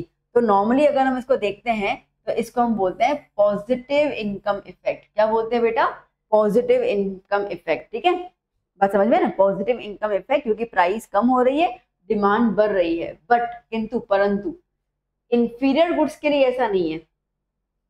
इंफीरियर गुड्स के लिए ये कैसा हो जाएगा, नेगेटिव इनकम इफेक्ट।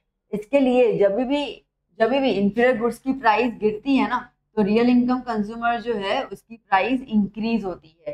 जैसे कि मैं आपको बताऊं कि बाजरे का मैंने बोला, ठीक है, तो बाजरे का आटा जो है उसकी प्राइस कम हो गई, उसकी प्राइस कम हो गई। अब कंज्यूमर मतलब आज बाजरे का कम हुआ तो व्हीट का भी प्राइस कम हुआ, समझो। तो बोलेगा अरे अभी तो बाजरा जो है वो 20 रुपए में मिल रहा है, पहले 30 रुपए मिलता था, और व्हीट का जो है वो 40 रुपए पर किलो मिल रहा है, अब वो 30 रुपए मिल रहा है, तो उसके पास 30 रुपए तो है ही। तो वो क्या बोलेगा, अब तो मैं बाजरा नहीं खा रहा हूँ, अब मैं गेहूं की रोटी खाऊंगा। मतलब जैसे ही इंफीरियर की प्राइस कम हुई, वो ऑटोमेटिकली शिफ्ट हो गया कहाँ पे, दूसरे गुड्स की तरफ।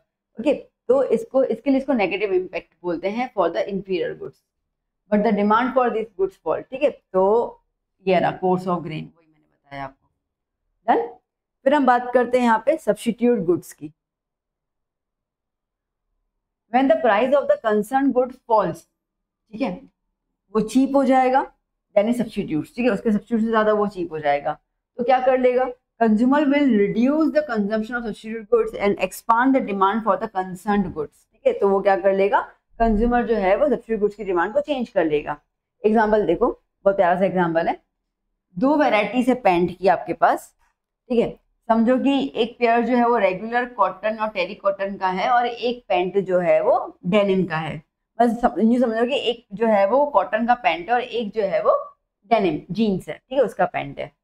नाउ अगर जो रेगुलर पैंट है, मतलब कि जो कॉटन की पैंट है, उसका प्राइस कम हो जाता है, उसका प्राइस कम हो जाता है, और डेनिम का प्राइस जो है वो उतना का उतना ही रहता है, तो कंज्यूमर क्या करेगा, कंज्यूमर बोलेगा कि अरे यार ये तो जो हमारा कॉटन का है वो तो चीप हो गया, सस्ता हो गया डेनिम के कंपैरिजन में।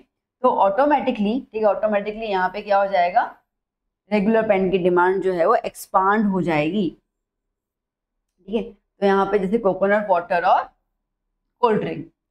ओके, अब अगर जैसे कोकोनट वाटर की प्राइस जो है वो सब पीना तो कोकोनट वाटर चाहते हैं, बट उसकी प्राइस ज्यादा है, ठीक है, तो सब लोग कोल्ड ड्रिंक पीते हैं, भाई गर्मी लगी प्यास लगी चलो कोल्ड ड्रिंक पी लेते हैं। और यहीं पे कोकोनट की प्राइस कम हो जाएगी, तो ऑटोमेटिकली सब कोल्ड ड्रिंक को छोड़ के क्या यूज करेंगे, कोकोनट वाटर यूज करेंगे। तो सब्स्टिट्यूट की बात आ रही है, ठीक है, किसकी बात है, सब्स्टिट्यूट की बात आ रही है। वो पॉइंट आ रहा है कि वो इनकम का अपन का इंफीरियर वो वाला इम्पैक्ट। ठीक है, सब्स्टिट्यूट का मतलब क्या हो गया, तो ये चीज अगर मुझे चीपर मिल रही है तो फिर मैं उस पर चली जाऊंगी, मेरा सब्स्टिट्यूशन आ गया उसके अंदर। ठीक है, तो वो चीज रहती है। अब exceptions to the law of demand, law of demand में क्या क्या एक्सेप्शन देखने को मिलते हैं वो अपन को देखना है।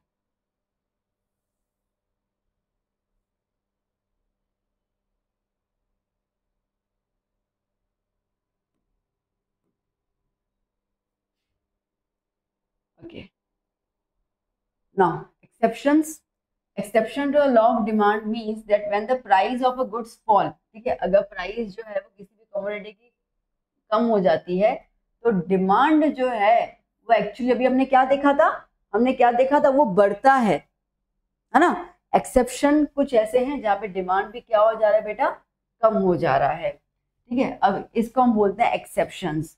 अब बोलोगे मैम ऐसे कैसे, ये भी होता है क्या कि प्राइस कम हुई तो डिमांड डिमांड भी कम हो रहा है, प्राइस कम हो रही है डिमांड भी कम हो रहा है? हाँ हो रहा है। ये जो बात हम कहेंगे ना वो हम कहेंगे जो अमीर लोग हैं ना उनके रेस्पेक्ट में, सुनना ध्यान से। जैसे कि प्रेस्टिजियस गुड्स, ठीक है, अनमोल रतन। अब कुछ गुड्स ऐसे होते हैं जो हमेशा हाई प्राइस पे ही बिकते हैं, ठीक है, और जनरली वो रिच पीपल कंज्यूम करते हैं। जैसे कि एक्सपेंसिव कार्स हो गई ना, Rolls Royce, Lamborghini, expensive jewellery हो जाती है, एक्सपेंसिव मोबाइल फोन्स आ जाते हैं, ठीक है, तो वो खाली रिच लोग ही करते हैं।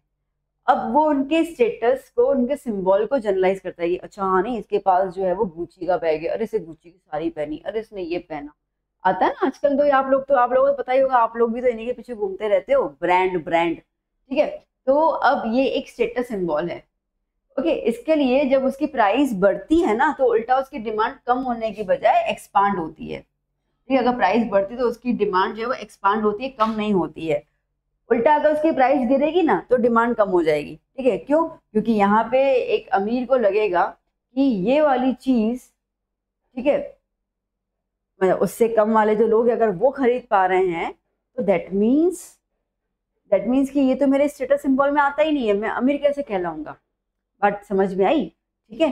देखो, एक टाइम था जब ऑडी और मर्सिडीज जो थी, ठीक है, वो बेसिकली अमीरों की होती थी, अरे यार वही खरीद सकते हैं। अब अपर मिडिल क्लास के जो लोग हैं, ठीक है, वो आराम से उन गाड़ियों को खरीद लेते हैं। तो अब वो लोग इनको खरीदना छोड़ दिया है, तो वो लोग जो है वो दूसरी ब्रांड पे चले जाते हैं जो बहुत महंगी है अपना स्टेटस बचाने के लिए। And that is the reason, जो भी लग्जरी वाली जो आइटम्स होती है ना, आप कार भी ले लो या कुछ भी नहीं, रोल्स रॉय आप और हम नहीं खरीद पाएंगे अभी, भगवान ने साथ दिया तो खरीद भी लेंगे, और अभी की बात कर रही हूँ मैं, ठीक है, क्योंकि हम उस लेवल पे नहीं है। तो रोल्स रॉय जो है वो कभी अपने गाड़ी की प्राइस कम नहीं करता है, ठीक है। यहाँ जो बड़ी बड़ी ब्रांडेड चीजें हैं, आपने बहुत सारे नाम सुने होंगे, मुझे इतने नाम पता भी नहीं होंगे, ओके, तो वो अपनी प्राइस कभी कम नहीं करते, उल्टा बढ़ाते जाते हैं, क्योंकि वो हमेशा काम करते हैं फॉर द प्रीमियम कस्टमर्स।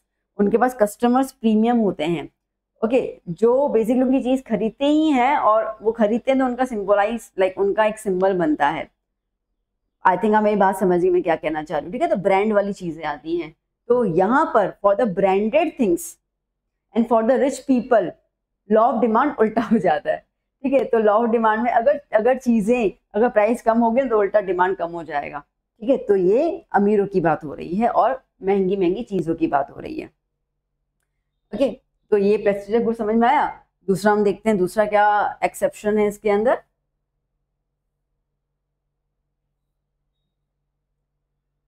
ना फिर आता है एक्सट्रीमली लो प्राइस।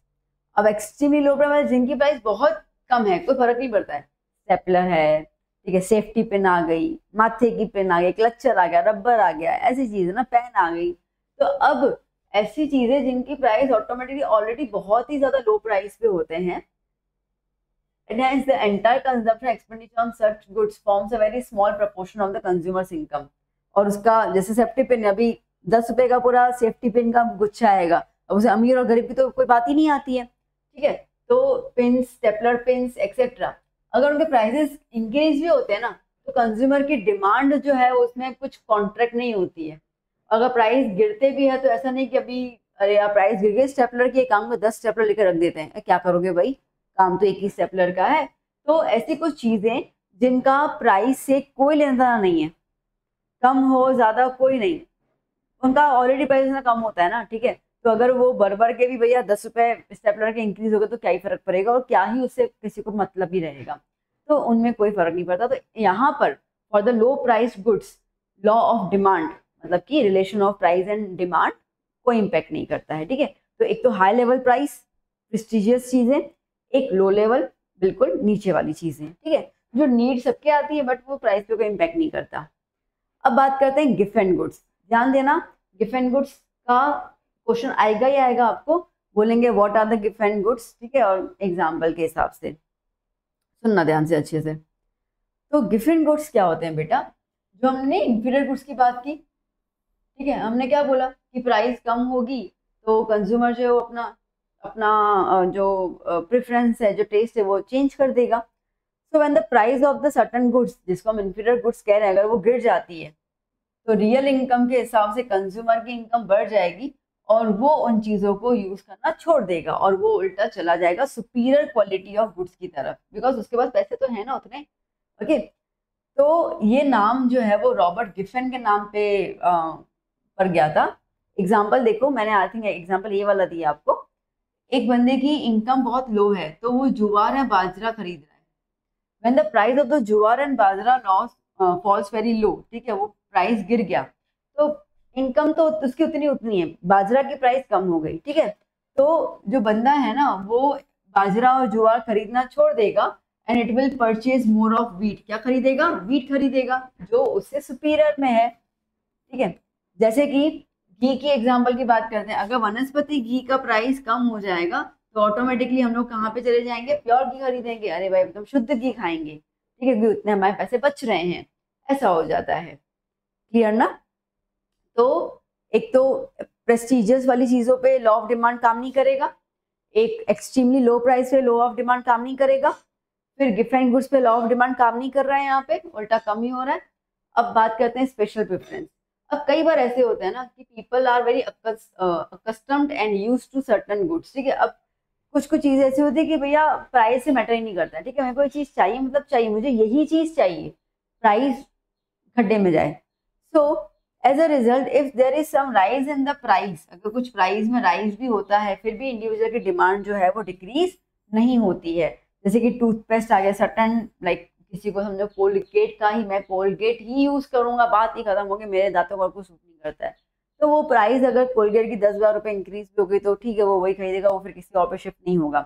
कुछ कुछ लोग जो है वो शूज के ब्रांड के पीछे पागल होते हैं, ठीक है, तो जैसे कि पुमा का शूज है या कोई भी XYZ, तो उनको अगर प्राइस बढ़ती भी है तो नहीं, मुझे तो यही शूज चाहिए, ठीक है, मुझे तो यही पसंद है, मेरे पाँव को यही रिलैक्स देते हैं, तो उनको उनसे फर्क नहीं पड़ता है। तो कई बार आता है यहाँ पे क्या? प्रेफरेंस। क्या आता है बेटा? प्रेफरेंस, ठीक है, तो उससे कोई फर्क नहीं पड़ता किसी को भी। डन? चलो अब बात करते हैं expansion and contract of demand. किस तरीके से डिमांड एक्सपांड होगी? हमने क्या बोला? अगर प्राइस बढ़ती जाएगी डिमांड कम होती जाएगी, प्राइस कम होती जाएगी डिमांड बढ़ती जाएगी, ध्यान दे देना, ठीक है। तो यहाँ पर भी प्राइस और डिमांड, ठीक है। देखो अभी जैसे कि कोई भी एक कमोडिटी है, ठीक है, उसकी प्राइस है यहाँ पे 3 रुपए, अब ये मान के चलते हैं, ठीक है, तो प्राइस 3 रुपए है और उसकी डिमांड भी 3 यूनिट्स हैं। अब यहाँ पे देखना, प्राइस जैसे पहले 5 रुपए थी तो डिमांड क्या है? 1, 4 रुपए है, डिमांड क्या होगी? 2, 3 रुपए है तो डिमांड क्या होगी? 3। मतलब एक ऐसा पॉइंट आता है, एक ऐसा पॉइंट आता है जहाँ पे डिमांड और प्राइस दोनों इक्वल होते हैं। मैं क्या बोल रही हूँ? एक ऐसा पॉइंट आता है जहाँ पे डिमांड और प्राइस दोनों कैसे होते हैं बेटा? इक्वल होते हैं। अब इसके ऊपर वाले में आप जाते हो तो क्या हो रहा है? कॉन्ट्रैक्ट हो रहा है, प्राइस बढ़ रहा है तो डिमांड कॉन्ट्रैक्ट हो रहा है। इसके नीचे वाले में जाते हो तो क्या हो जा रहा है? डिमांड क्या हो गया? ठीक है, इसके नीचे वाले में जाते हो तो क्या हो जाएगा? डिमांड जो है वो एक्सपांड होगा जब प्राइस गिरेगा। तो एक जगह पे प्राइस और डिमांड दोनों कैसे होते हैं? इक्वल होते हैं। तो जैसे कि यहाँ पर है 3 पे, यहाँ पे प्राइस और डिमांड इक्वल है, ठीक है। अगर आप ऊपर की तरफ शिफ्ट हो रहे हो, राइट साइड ऊपर की तरफ, तो डिमांड कॉन्ट्रैक्ट होगा बिकॉज प्राइस बढ़ रहा है, ठीक है, और नीचे की तरफ आते हो तो डिमांड एक्सपांड होगा बिकॉज प्राइस कम हो रहा है। इसको हम बोलते हैं contraction and expansion of demand. ठीक है, डन। यहाँ पे अगेन ध्यान देना, जितने भी डिटर्मिनेंट्स हैं उसको हम क्या मान रहे हैं, कांस्टेंट। कंज्यूमर का income, future price, geographic condition, size of population, सब कांस्टेंट मानते हैं। ठीक है, यहाँ पे हम लोग, चलो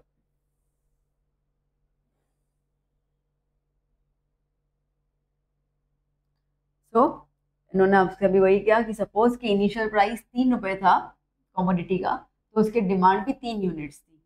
ठीक है, जो ए पॉइंट पे शो हो रहा था आपने देखा, प्राइस 1 तक पहुंच गया और यूनिट 5 तक पहुंच गए। ठीक है, फिर the movement from A to C, देखा ना, वो ए से लेकर, ये ए था ऊपर सी, ठीक है, ए से सी की तरफ जो था उसको हम बोलेंगे demand of D D, which is called the expansion. ठीक है, सिमिलरली कॉन्ट्रैक्शन के लिए ए से लेकर बी, ये वाला फॉर्म था नीचे की तरफ। बस वो जो मैंने समझाया उसका ये डिटेल वर्जन है और कुछ नहीं है। ओके,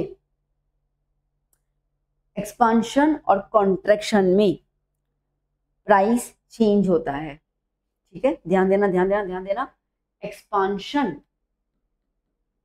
और कॉन्ट्रैक्शन में प्राइस जो है वो चेंज होता है। बट अगर हम बात करते हैं डिमांड का इंक्रीज या डिक्रीज होना, डिमांड का एक्सपांड होना या कॉन्ट्रैक्ट होना, वो प्राइस पे डिपेंड करेगा। बट डिमांड का इंक्रीज होना और डिक्रीज होना वो डिपेंड करेगा किस पे, अगर प्राइस कांस्टेंट है। देखो अभी, ठीक है, ध्यान देना, कंफ्यूज मत होना प्लीज बेटा, ये ग्राफ आपको बहुत आएंगे ही आएंगे, फिर कहना मत कि क्या था क्या था, समझो। अब यहाँ पे इंक्रीज और डिक्रीज इन डिमांड के अंदर कोई भी एक फैक्टर है, कुछ फैक्टर्स अदर देन प्राइस, यहाँ पे हम लोग प्राइस को छोड़ देते हैं। पॉइंट समझ में आई मैं क्या बोल रही हूँ? मैं ये बोल रही हूँ कि जब हम लोग प्राइस पे फोकस करते हैं तब हम लोग डिमांड के एक्सपांशन और कॉन्ट्रैक्शन की बात करते हैं। लॉ ऑफ डिमांड में अपने को क्लियर था ना प्राइस के हिसाब से, और वहां पे हमने बाकी सारे फैक्टर्स को कांस्टेंट माना। अब यहाँ पे हम प्राइस को कांस्टेंट मानते हैं और बाकी सारे फैक्टर्स की बात करते हैं, कंज्यूमर का टेस्ट, इनकम, फ्यूचर प्राइस, ठीक है, प्रेफरेंस, सब। तो यहाँ पे हम ये मानते हैं कि प्राइस जो है ना वो चेंज नहीं हो रहा है, तो यहाँ पे डिमांड जो है वो इंक्रीज और डिक्रीज होगा। तो कैसे चेंज होगा वो अपने को देखना है, सीधा ग्राफ पे आ जाओ, मत से समझ में आ जाएगा। प्राइस जो है वो 3 रुपए ही है। ठीक है, अब एक ऐसा टाइम था जहाँ पे प्राइस और डिमांड दोनों सेम है। ठीक है, अब प्राइस उतना ही है और डिमांड अगर कम होता जा रहा है तो उसको हम बोलेंगे डिक्रीज इन डिमांड। प्राइस उतना ही है और डिमांड अगर उसका बढ़ता जाएगा उसको हम बोलेंगे इंक्रीज इन डिमांड, डिक्रीज और इंक्रीज। ठीक है, अब बेटा यहाँ पे ध्यान दो, यहाँ पे प्राइस सेम है, इसका मतलब कि आपको ये चीज तो क्लियर हो गया कि ये वाली जो लाइन है वो स्टेशनरी लाइन आएगी, कांस्टेंट, है ना, क्लियर ना।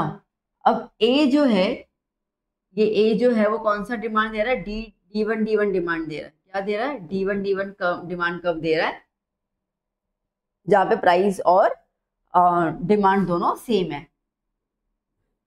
ओके, फिर अब आप देखो यहाँ पर, तो जब आप लेफ्ट की तरफ जा रहे हो, ठीक है, जब आप लेफ्ट की तरफ जा रहे हो तो डिमांड क्या हो जा रहा है, डिक्रीज हो रहा है, D2 का प्राइस उतना ही है। ठीक है, और जब आप इस तरफ जा रहे हो राइट साइड की तरफ तो डिमांड क्या हो रहा है, इंक्रीज हो रहा है, D3 का। तो याद करना, D3 आपको इंक्रीज इन डिमांड देगा, D2 आपको डिक्रीज इन डिमांड देगा। ठीक है, यहाँ पे देखो, so in the above scattered diagram initial जो डिमांड का है वो D1, जहाँ पे प्राइस ऑफ डिमांड और कमोडिटी दोनों सेम है। ठीक है, तो ये आ गया D1 ए पे। प्राइस कांस्टेंट है बट कोई ना कोई और फैक्टर जो है वो डिमांड को चेंज कर रहा है। तो अगर डिमांड के फेवर में है, मतलब डिमांड बढ़ रहा है, ठीक है, तो आपको कहाँ मिलेगा, राइट साइड की तरफ जाता हुआ दिखेगा D3। ठीक है, और अगर डिमांड क्या हो जा रहा है, शिफ्ट हो जाएगा लेफ्ट की तरफ, ठीक है, तो वो आ गया डिक्रीज इन द डिमांड। तो ध्यान देना कि इंक्रीज और डिक्रीज के अंदर आपका जो ग्राफ है वो स्ट्रेट लाइन में आ रहा है, और एक्सपांशन और कॉन्ट्रैक्शन में आपका डिमांड ग्राफ जो है वो डाउनवर्ड डायरेक्शन में जा रहा है। ठीक है, डन। बेटा next topic is individual demand and the market demand. ठीक है, तो अब देखते हैं कि इसका मतलब क्या है। देखो, मार्केट में किसी भी चीज की जो डिमांड है वो दो फॉर्म में आती है, इंडिविजुअल और मार्केट। मतलब कि मेरी क्या डिमांड है, ठीक है, और यहाँ हर एक कंज्यूमर की क्या डिमांड है, और मार्केट में क्या डिमांड चल रही है। अगर आप देखो ना बेटा, तो कोई अलग चीज नहीं है। कंज्यूमर्स जो है, आप मैं कस्टमर्स हैं, हमारी जो डिमांड होगी, तो आज अगर मेरी डिमांड होगी, मेरे साथ किसी और की डिमांड होगी, उसके बाद किसी और की, तो इसका मतलब कि अगर हम 1 लाख लोगों की सेम डिमांड है, तो कहीं ना कहीं मार्केट में उस प्रोडक्ट की डिमांड ज्यादा है, तो मार्केट की डिमांड भी तो वही होगी ना जो इंडिविजुअल की डिमांड होगी, है ना। क्योंकि मार्केट बनता तो इंडिविजुअल से ही ना, एक कस्टमर मिला के करो तो एक मार्केट बन जाता है, सीधी सी बात है। तो यहाँ पे उन्हीं की डिमांड से हम बात करते हैं। सो क्या बोल रहे हैं यहाँ पे, individual demand is the demand of a good by an individual consumer. ठीक है, जब एक इंडिविजुअल कंज्यूमर का कोई डिमांड होता है एक particular price, particular point of time पे, the sum of the such individual, मैंने बोला ना, हर एक अगर इंडिविजुअल, हर एक इंसान की डिमांड, ठीक है, प्लस कर दी जाएगी, जो भी एग्जिस्टिंग है सबको प्लस किए जाएंगे मार्केट के अंदर, तो उसको हम क्या बोलेंगे, मार्केट डिमांड। मार्केट में उसकी डिमांड चल रही है। ठीक है, फॉर एग्जाम्पल कि अभी मैं बोलूँ कि भैया ओवरसाइज टी शर्ट्स की डिमांड है ना, मार्केट में ओवरसाइज टी शर्ट्स की डिमांड है, तो अब इसका मतलब ये हुआ कि हर एक व्यक्ति जो है, ठीक है, वो ओवरसाइज टी शर्ट खरीदना चाहता है, लड़का हो या लड़की हो। क्लियर है। अब सबकी डिमांड अगर मिला दें तो पूरी मार्केट में डिमांड ये चल रही है, मतलब कि मार्केट में जो भी शॉपकीपर्स होंगे वो ओवरसाइज टी शर्ट ज्यादा बेचेंगे comparison to tight fitting T shirts and the extra form. Point समझ में आया। ठीक है, जैसे बैगी जीन्स, ठीक है, आजकल वो खुला खुला चल रहा है सब लोगों का कि वैसे वैसे पहनना है। एक एग्जांपल दे रहे ताकि आप रिलेट कर पाओ। ठीक है, तो मार्केट में डिमांड उसी की होती है जब जो जो जो इंडिविजुअल की डिमांड होती है। ओके, तो पहले चलो एक बंदा आया, फिर दो आया, जैसे हम लोग किसी एक कोई एक्ट्रेस या कोई किसी एक्टर को देख के इन्फ्लुएंस हो जाते हैं। आजकल के इंस्टाग्राम पे जो इन्फ्लुएंसर्स है वो कैसे कपड़े पहनते हैं उनको देख के हो जाते हैं, तो उनको अब एक ने पहना तो ऐसे करते करते करते धीरे धीरे पब्लिक उसी को फॉलो कर रही है, तो मार्केट में उसकी डिमांड आ गई। पॉइंट क्लियर हो गया ना। ठीक है, तो इसी को हम लोग बोलेंगे कि जब सम ऑफ द इंडिविजुअल्स, जब सारे इंडिविजुअल्स की डिमांड सेम होती है तो उसको हम बोलते हैं मार्केट डिमांड। ओके, ये एग्जांपल देख लेते हैं बेटा। रुक जा।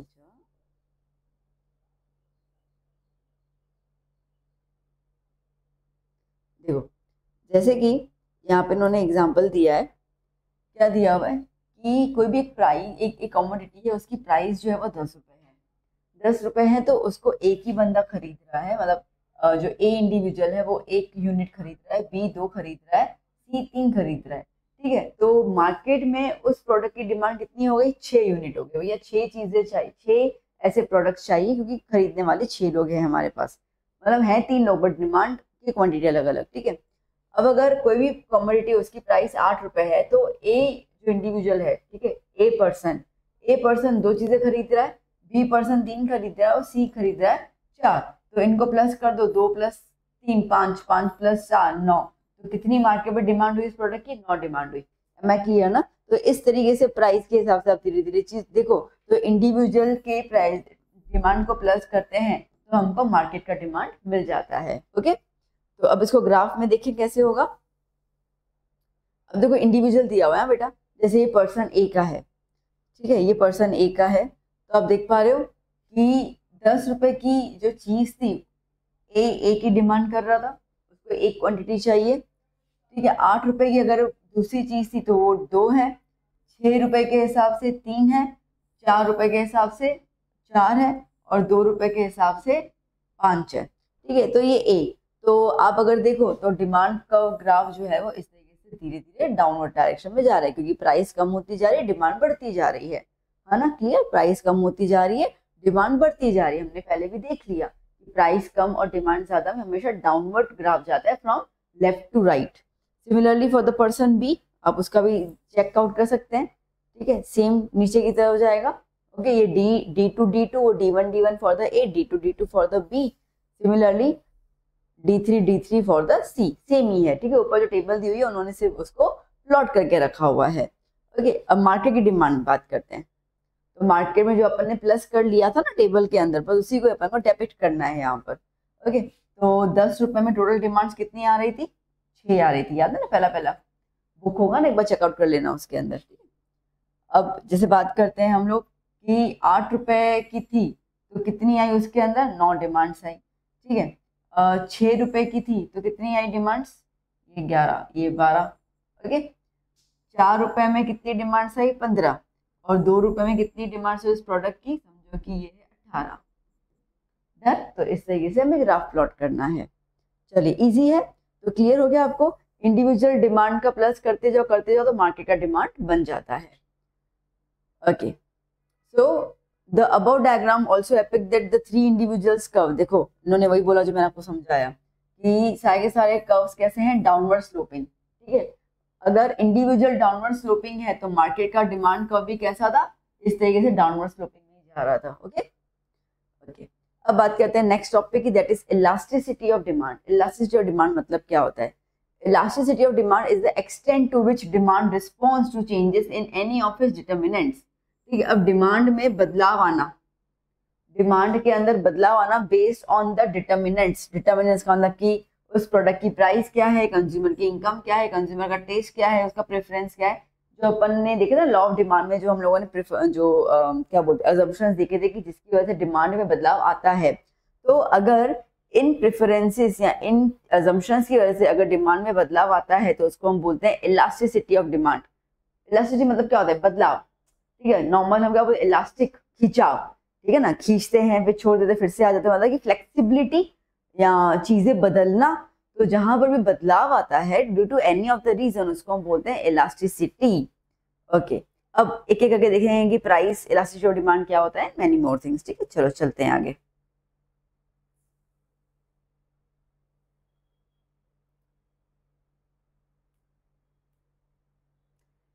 Now price elasticity of demand. देखो, हमें क्या बोला? लॉ ऑफ डिमांड हमको क्या सिखा के गया? लॉ ऑफ डिमांड हमको ये सिखा के गया कि जब दूसरे डिटर्मिनेंट्स को हम लोग कांस्टेंट अज्यूम करते हैं ना, क्लियर हुआ ना? Taste, preference, geographical, population size, income of consumer, ये सब कुछ हम लोग क्या अज्यूम करते हैं? कांस्टेंट है।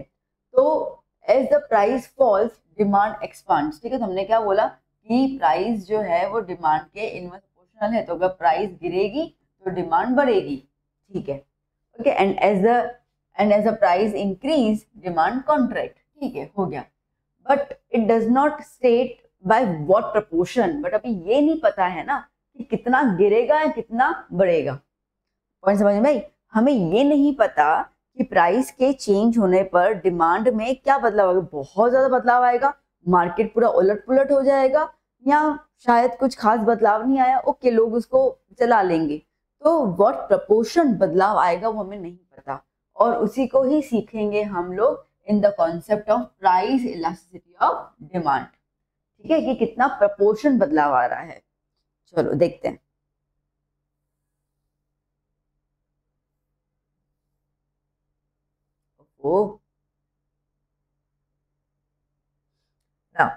Meaning of price elasticity of demand, ठीक है। तो आपको क्लियर तो हो गया, प्रपोर्शन देखना है, डिमांड में कितना बदलाव आ रहा है according to the change in price, ठीक है। डिमांड में कितना बदलाव आ रहा है according to change in price.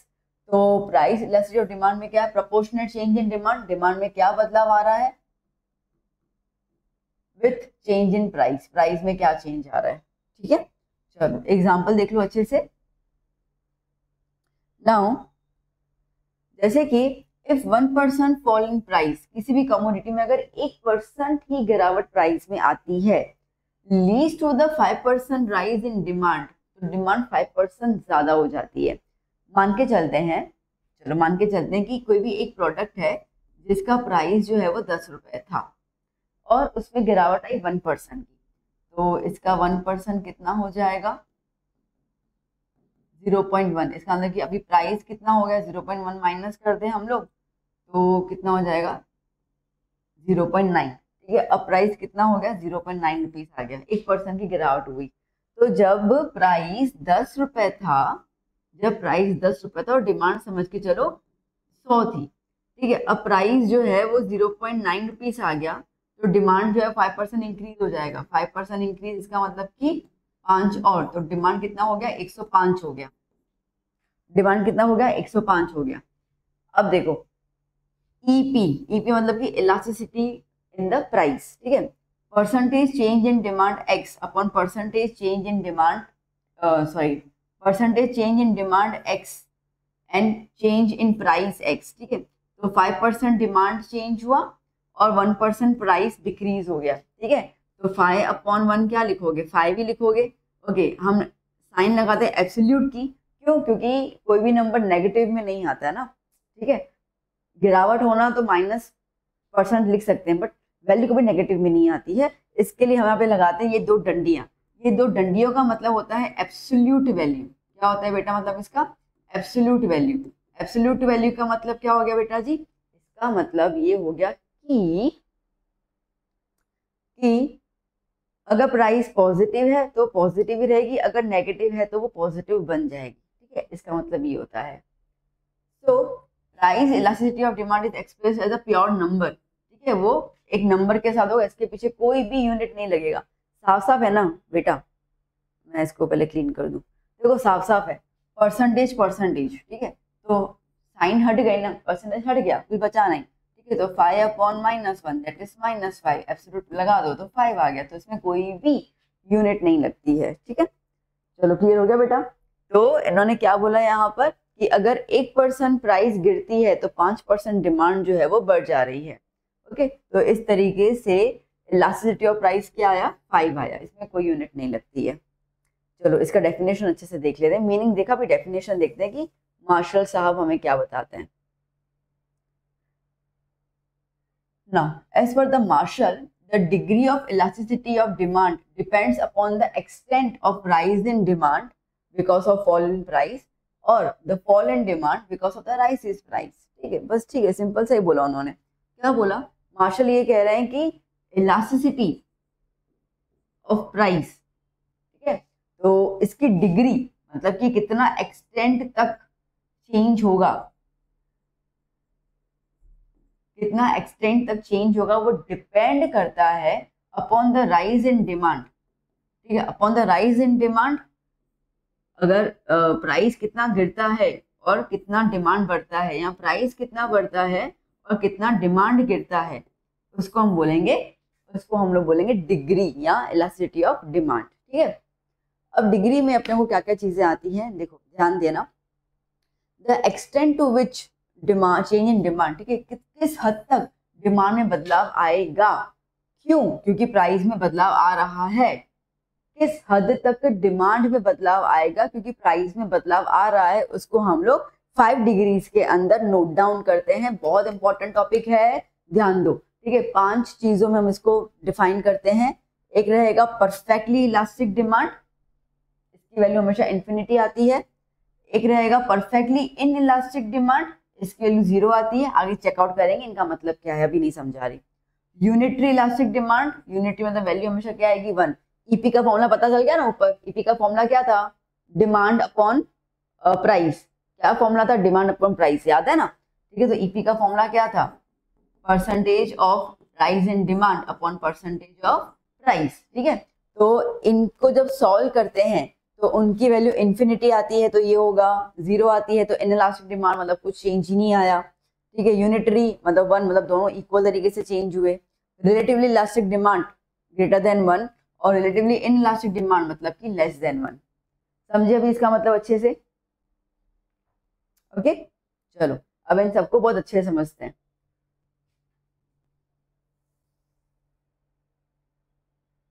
चलो बेटा जी ध्यान दीजिए। Perfectly elastic demand, okay, formula तो अपने को पता ही है, ठीक है। इतना पूरा लर्न दिमाग में बैठा, सीधा सिंपल सिंपल है, डिमांड अपॉन प्राइस, ठीक है। यहाँ percentage of demand upon percentage of price, इतना अपन दिमाग में बिठाते हैं। ओके, अब क्या बोल रहा है? When there is a infinite change in demand for the commodity T because of the negligible change in price, मतलब प्राइस इतना सा चेंज हुआ, प्राइस इतना सा चेंज हुआ, डिमांड इतनी बढ़ गई, ठीक है, प्राइस इतना सा चेंज और डिमांड इतनी बढ़ गई। अब जैसे गोल्ड का समझो कि 2000 रुपये प्राइस कम होगा और लोग बोल रहे अरे गोल्ड का प्राइस कम हो गया, चलो चलो चलो, और डिमांड बहुत ज्यादा हो गई। अरे 2000 ही तो कम हुआ है ना। अगर अगर 10 ग्राम का प्राइस अभी तो कितना चल रहा है, 85,000, चलो मान के मुझे याद नहीं है, 85 90, चलो 90,000 मान के चले, 90,000 जो है वो पर इसका 10 ग्राम का प्राइस चल रहा है गोल्ड का।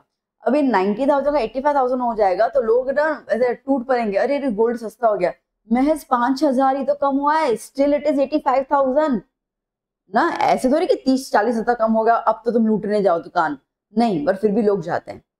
ये एग्जाम्पल, ठीक है। तो क्या हो गया यहाँ पे, इतना सा चेंज होता है प्राइस और डिमांड इतनी बदल जाती है, इसको हम लोग बोलते हैं परफेक्टली इलास्टिक डिमांड, ठीक है। तो फॉर्मूला तो वही है यहाँ पर। तो डिमांड क्या हो गया, ए बहुत बढ़ रहा है, प्राइस में चेंज लाइक 1% देख लो, और तो क्या है, तो A upon 1 that is called the infinity, ठीक है।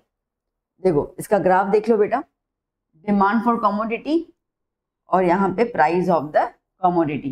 परफेक्टली इलास्टिक हमेशा कैसा आता है बेटा, कैसा आता है, स्ट्रेट लाइन। देखा जाए तो प्राइस पे इतना कुछ इम्पैक्ट पड़ा ही नहीं, डिमांड उतनी ही थी, ठीक है। Such elastic of demand is not found in reality, ठीक है, इतना होता नहीं है रियलिटी में, थियोरेटिकली हम इसको बोल देते हैं। हाँ, ये ज्यादातर आपको एक कंपेरेटिव मार्केट के अंदर एक्सप्लेन करने में इजी रहता है, टू कंपेयर द मार्केट, ठीक है, फॉर लाइक टेक्सटाइल मार्केट है, ज्वेलरी मार्केट है ना, कोई भी आप जोन पकड़ लीजिए, उस जोन में एक्सप्लेन उस जोन में कंपैरिजन करने में आपको एक काम रहेगा, बाकी इतना रियलिटी में कुछ होता नहीं, बिकॉज इतनी सी प्राइस पे इतनी डिमांड ज्यादा कैसे बढ़ सकती है किसी भी चीज की, ठीक है। अब डायग्राम के अंदर आपको साफ साफ बोला है कि डी कर्व जो है बेटा वो पैरेलल है एक्स एक्सिस के, and it impacts infinite change in demand at the same price, ठीक है। सेम प्राइस पर ही डिमांड जो है वो बढ़ती जा रही, रुक ही नहीं रही है, बस समझ, ठीक है, इसको बोलते हैं इनफाइनाइट चेंज। पॉइंट समझ में आया बेटा? तो ध्यान देना, परफेक्टली इलास्टिक डिमांड के अंदर जो ग्राफ बनेगा वो कैसा बनेगा, parallel to X axis, parallel to X axis, ठीक है बेटा जी। चलो आगे चलते हैं, done done done done done done.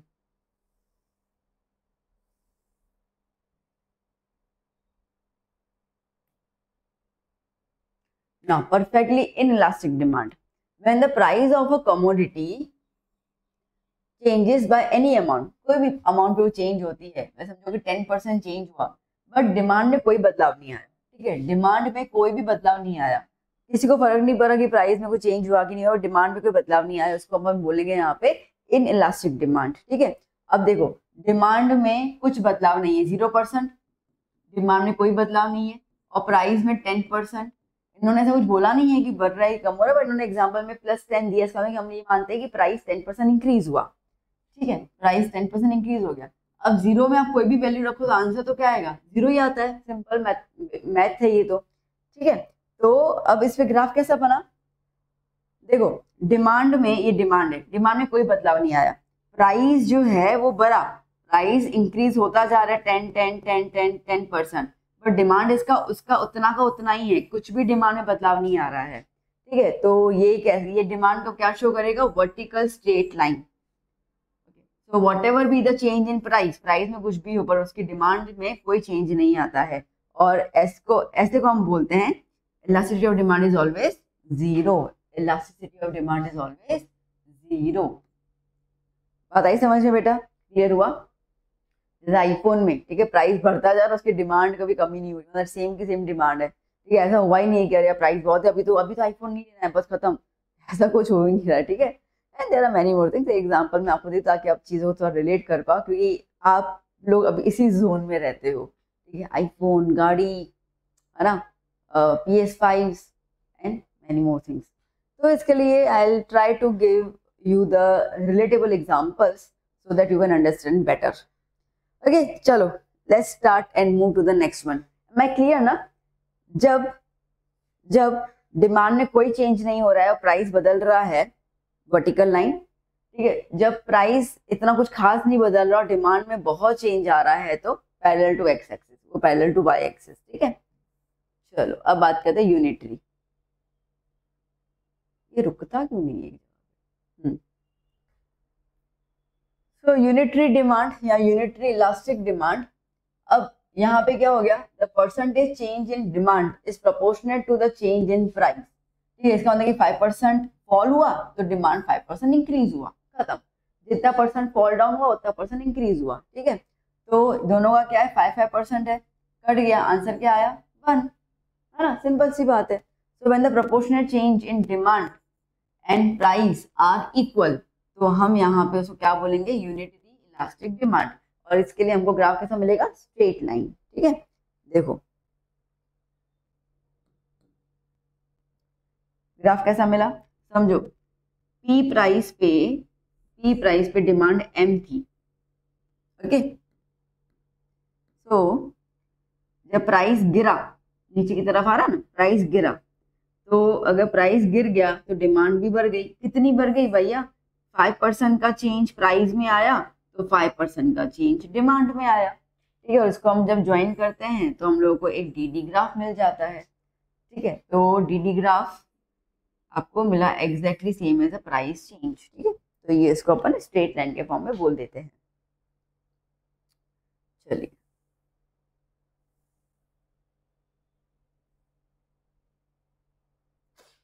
ना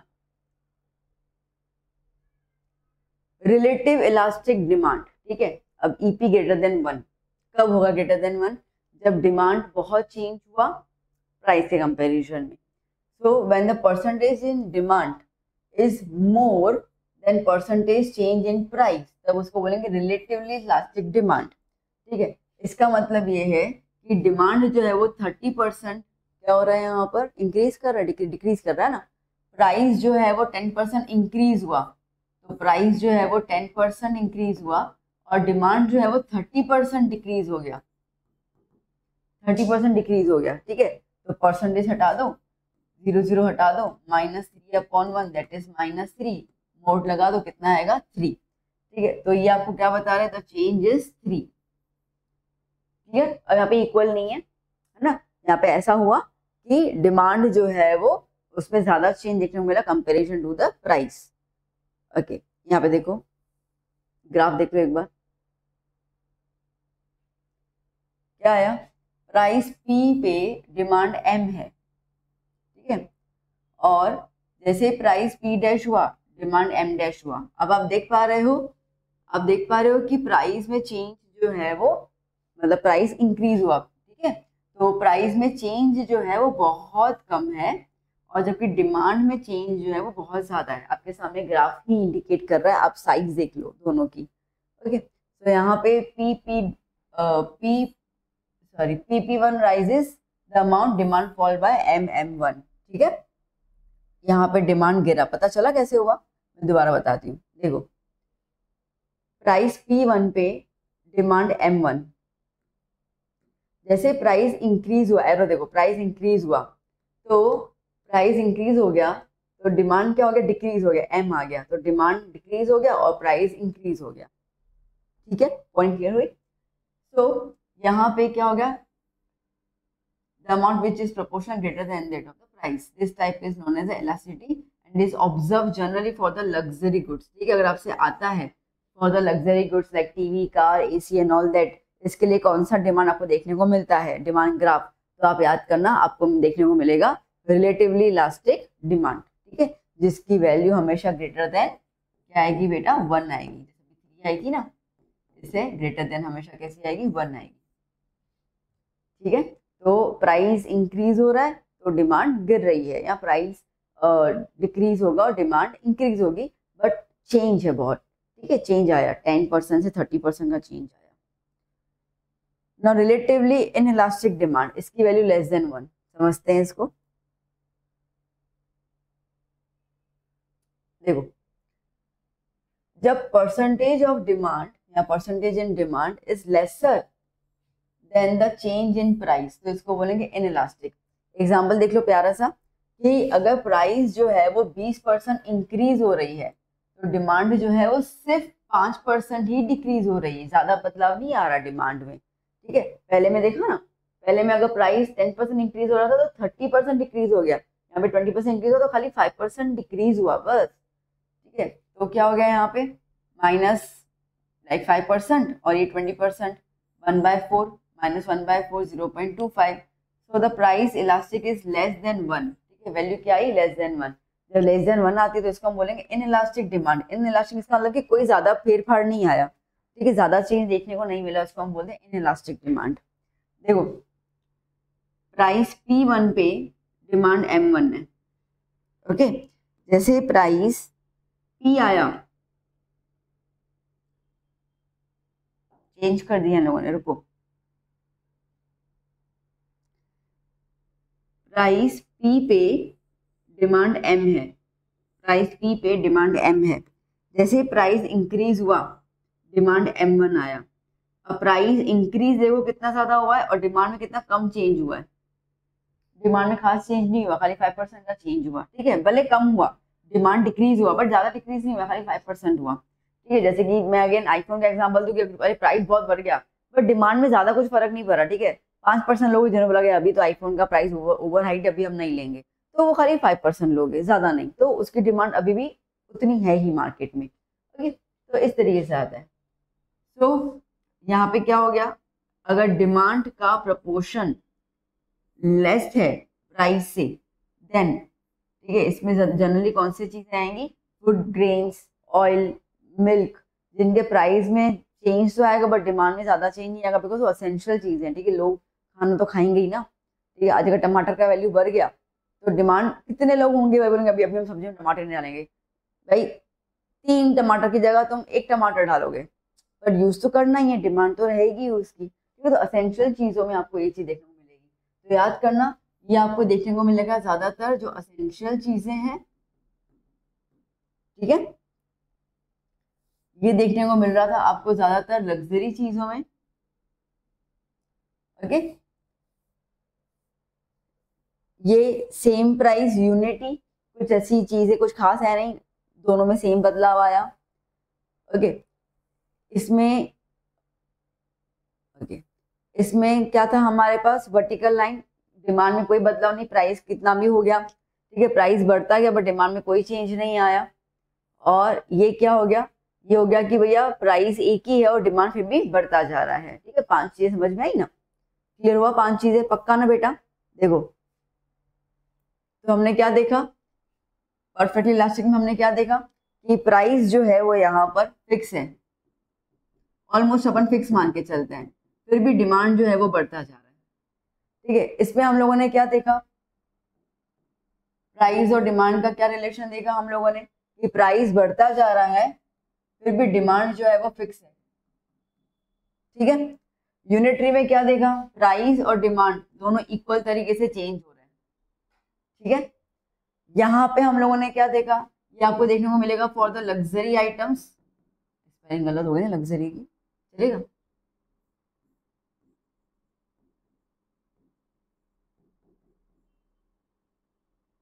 ठीक है। हमने क्या देखा, लग्जरी आइटम्स इलास्टिक डिमांड के हिसाब से, तो जहाँ पे अगर प्राइस गिरती भी है, ठीक है, तो डिमांड मतलब प्राइस अगर बढ़ रही है तो डिमांड में ज्यादा चेंज आ रहा है।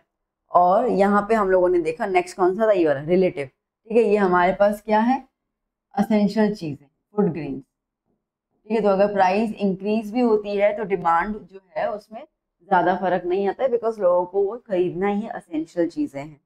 पॉइंट समझ में आई, 5 के 5, ठीक है, चलो।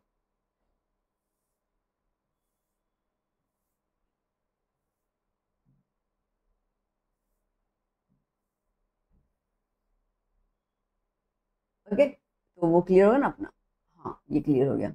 अब बात करते हैं इनकम की, ठीक है। देखो हम लोग क्या बोल रहे हैं कि डिमांड में जो चेंज आएगा वो किसकी रेस्पेक्ट आएगा, तो अभी हमने पूरा का पूरा डिमांड में चेंज देखा विथ रेस्पेक्ट टू प्राइस, अभी हम देखेंगे डिमांड में क्या बदलाव आ रहा है with respect to income of the consumer, ठीक है, ओके। अब क्या है यहाँ पे, इनकम जो है वो सीधी सी बात है, income is a cause of change in demand. अरे भैया इनकम कम हो जाएगी तो डिमांड बदल जाएगी ना, इनकम बढ़ जाएगी तो फिर डिमांड उस तरीके से बदल जाएगी, ठीक है। तो in the concept of income in elastic of demand, इसका मतलब क्या है कि income in elastic of demand is useful to measure changes, ये डिमांड में किसी भी पर्टिकुलर कमोडिटी में कितना चेंज आ रहा है with respect to income of the consumer, ठीक है, कंज्यूमर की इनकम के हिसाब से। अब इसमें क्या हो जाएगा, देखो हम लोगों ने पहले क्या किया था, डिमांड अपॉन प्राइस किया था, यहाँ पे क्या हो जाएगा, डिमांड अपॉन इनकम, क्या हो गया, डिमांड अपॉन इनकम, ठीक है, इसको हम बोलेंगे ई वाई, उसको क्या बोल रहे थे, ई पी, ठीक है, ई इज इलास्टिक, ठीक है, उसको प्राइस के कंपैरिजन में, ये वाई मतलब कि इनकम, ठीक है, इनकम को हम क्या डिनोट करते हैं यहाँ पर, वाई। चलो अब बात करते हैं टाइप्स और degrees of the inelastic income, inelastic of demand. अब यहाँ पे हमारे पास एक रहेगा पॉजिटिव, क्या हुआ, एक रहा positive income elastic demand, when demand increases due to rise in income of the consumer, ठीक है, अगर कंज्यूमर की इनकम बढ़ रही है तो उसकी डिमांड इंक्रीज होगी, अगर इनकम डिक्रीज हो रही है तो डिमांड डिक्रीज होगी, ठीक है, इसको हम बोलेंगे पॉजिटिव इनकम। तो मतलब कि यहाँ पे डिमांड और इनकम बेटा कैसा है, डायरेक्टली प्रोपोर्शनल, अगर इनकम बढ़ेगी डिमांड भी इंक्रीज होगी, अगर इनकम कम होगी डिमांड भी कम होगी, ठीक है, समझो कि मेरी इनकम बढ़ती जाएगी, ठीक है, समझो मेरी इनकम जो है वो 10,000 से भी 15,000 हो गई, 15,000 हो गई, अरे 15,000 हो गई, तो मैं बोलूंगी कि अभी मैं ना और ज्यादा क्लोथ्स शॉप करूंगी, मतलब मुझे कपड़े खरीदने का शौक है तो मैं वो खरीदूंगी। पर अगर मेरी इनकम कम हो जाएगी, नहीं नहीं जो है पहले उसको यूज करना है, मतलब इनकम के बेसिस पे डिमांड का चेंज आ रहा है, पॉइंट समझ में आ रहा है, ठीक है, इनकम के बेसिस पे डिमांड का चेंज आएगा, तो ऐसा होता है। तो दोनों डायरेक्ट प्रोपोर्शनल, मतलब दोनों के दोनों यहाँ ऊपर उठेंगे, दोनों के नीचे उठेंगे, इसके लिए उसको बोलेंगे पॉजिटिव, ठीक है। यूनिट इनकम इलास्टिक डिमांड, इसका मतलब क्या है, जिस तेजी से डिमांड चेंज हो रही है उतनी तेजी से इनकम भी चेंज होनी चाहिए, ठीक है, चेंज ऑफ डिमांड और चेंज इन इनकम दोनों कैसे होने चाहिए, इक्वल होने चाहिए, सीधी सी बात है, अभी ऊपर हमने देखा भी, तो डिमांड और इनकम जो है वो सेम, मेरी इनकम अगर 5,000 रुपये इंक्रीज हो रही है तो मेरी डिमांड भी 5,000 रुपये ही, भाई 5,000 रुपये जितने खर्च कर पाऊँ उतनी ही मेरी डिमांड बढ़नी चाहिए। अब इनकम इंक्रीज हो रही है 5,000 रुपये और मैं डिमांड करूँ 25,000 रुपये कोई प्रोडक्ट की, तो बेवकूफ़ी हुई ना, ठीक है, तो वो बात नहीं, तो उसको अगर डिमांड और इनकम इक्वल है तो उसको हम बोलेंगे यूनिटरी। अब बात करते हैं next,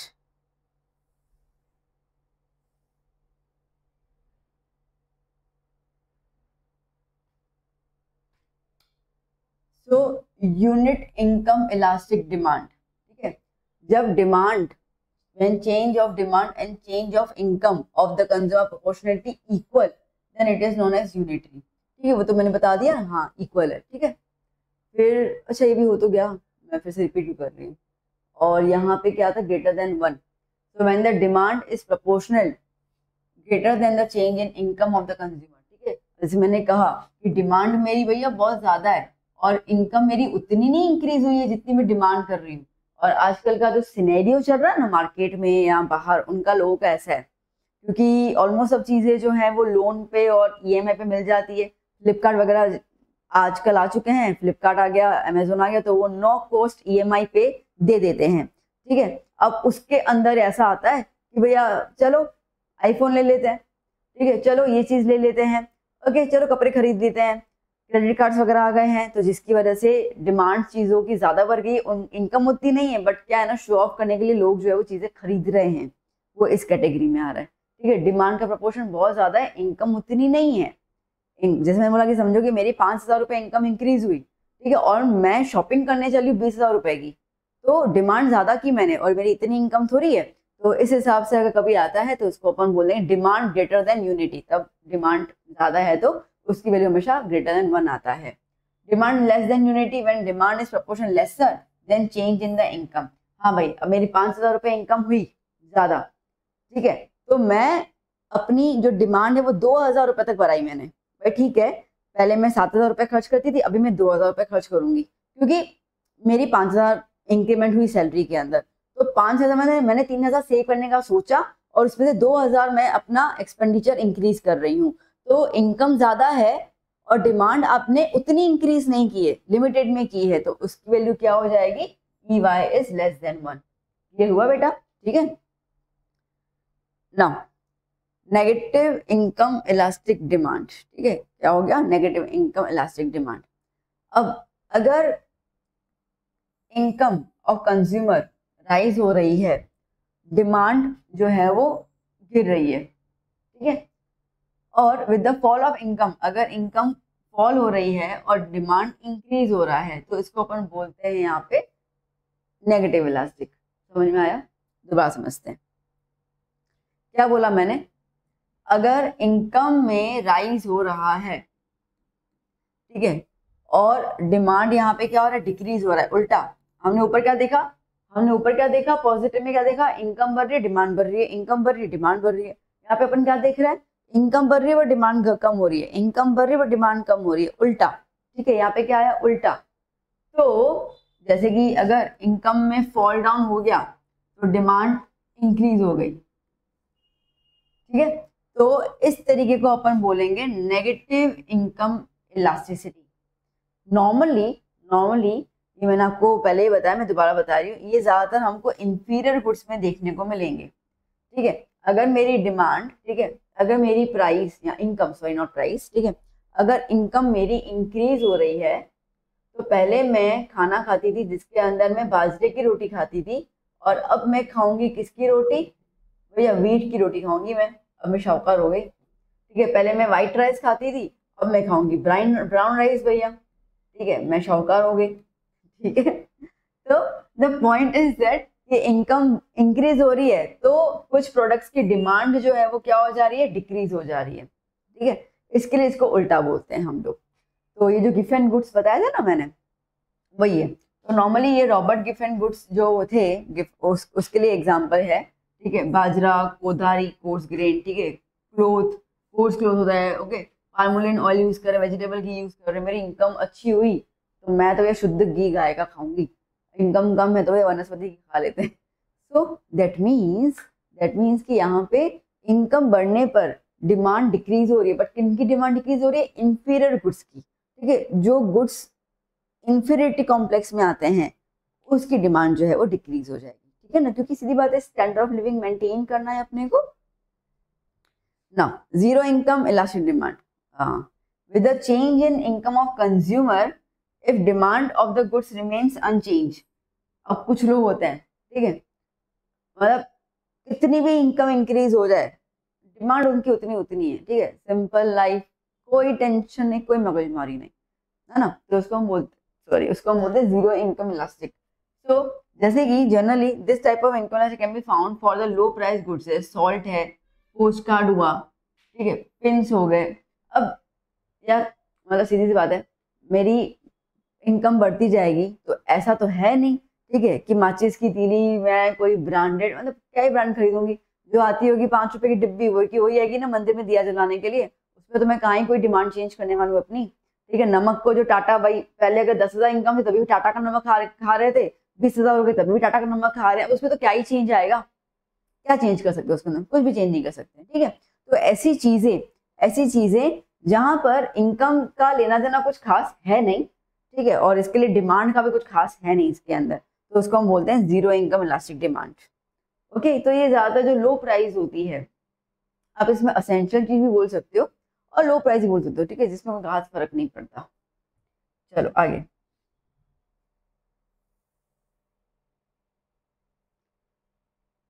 now cross price elasticity of demand. अब हम लोग यहाँ पे प्रोडक्ट्स को, मतलब डिमांड को कंपेयर करेंगे दो हिस्सों में, एक रहेगा सब्स्टिट्यूट गुड्स और एक रहेगा कॉम्प्लीमेंट्री गुड्स, ठीक है। इनके बेसिस पर डिमांड में क्या चेंज आता है वो देखेंगे। देखो सब्स्टिट्यूट गुड्स इसका मतलब ये है कि एक अल्टरनेटिव है हमारे पास जिसको हम लोग रिप्लेस कर सकते हैं टू सेटिस्फाई अवर वांट्स, ठीक है, that is called substitute goods ना। मैंने उसको रिप्लेस कर दिया, दैट्स इट, और तो क्या आया। कॉम्प्लीमेंट्री गुड्स का मतलब है कि दो चीजें एक साथ लेना, फोन और सिम कार्ड या फोन और चार्जर एक साथ लेना है हम लोगों को, ठीक है। तो ये जब ज्वाइंटली आते हैं तो one good can not be consume without the other, तो दोनों को साथ में ही कंज्यूम करना पड़ेगा, and that gives you the satisfactory wants. अब इसमें क्या आया? ओके, चैप्टर खत्म होने को आया हुआ।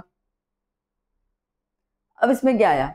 When the demand of the concerned commodity changes in response to the change in price of its substitute or complementary good, ठीक है। अब कोई भी हम एक प्रोडक्ट ले रहे हैं, उसका डिमांड में बदलाव आ रहा है, क्यों? या तो उसके सब्स्टिट्यूट में कोई चेंज आया है प्राइस में, या तो उसका तो कॉम्प्लीमेंट्री है उसमें कोई चेंज आया है, तो उसको हम लोग बोलते हैं क्रॉस इलास्टिक। क्रॉस, ठीक है, क्रॉस मतलब कि एक की वजह से दूसरा भुगत रहा है, एक की वजह से दूसरा भुगत रहा है, ठीक है, उसको हम बोलते हैं क्रॉस।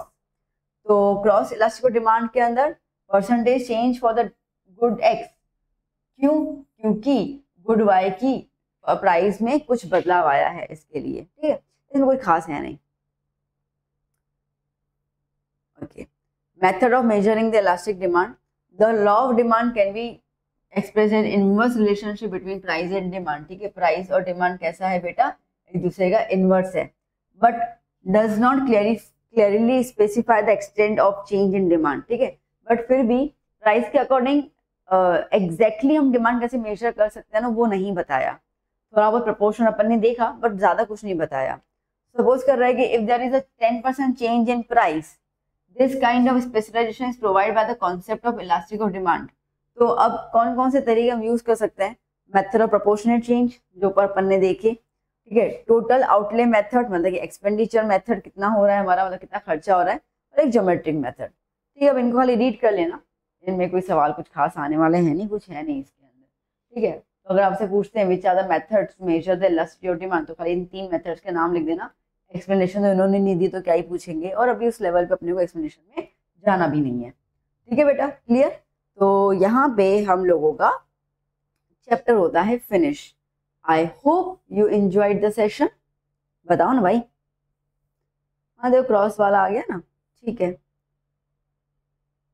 मेजरमेंट देखो बस यही आया, state the names of method to measure the price elastic. अब ये 3 मेथड थे, बस उसके नाम दे दो, खत्म।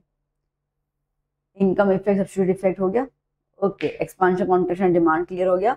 इंक्रीज डिक्रीज बता दिया मैंने। इन इलास्टिक और demand exceptions, law of demand में ध्यान देना अच्छे से, ओके डन, ठीक है। तो चैप्टर यहाँ पे हमारा कंप्लीट। तो चैप्टर कैसा लगा, सेशन कैसा लगा, डू कमेंट मी, डू बताओ मी, अच्छे से बताओ, as well as share this video with your friends. और अब हम मिलेंगे नेक्स्ट लेक्चर में नेक्स्ट वीडियो के साथ, ठीक है। और आपको कुछ आपको नीड हो तो आप मुझे कमेंट सेक्शन में बताइए, I will try to help you out. And bye bye, take care, God bless you all.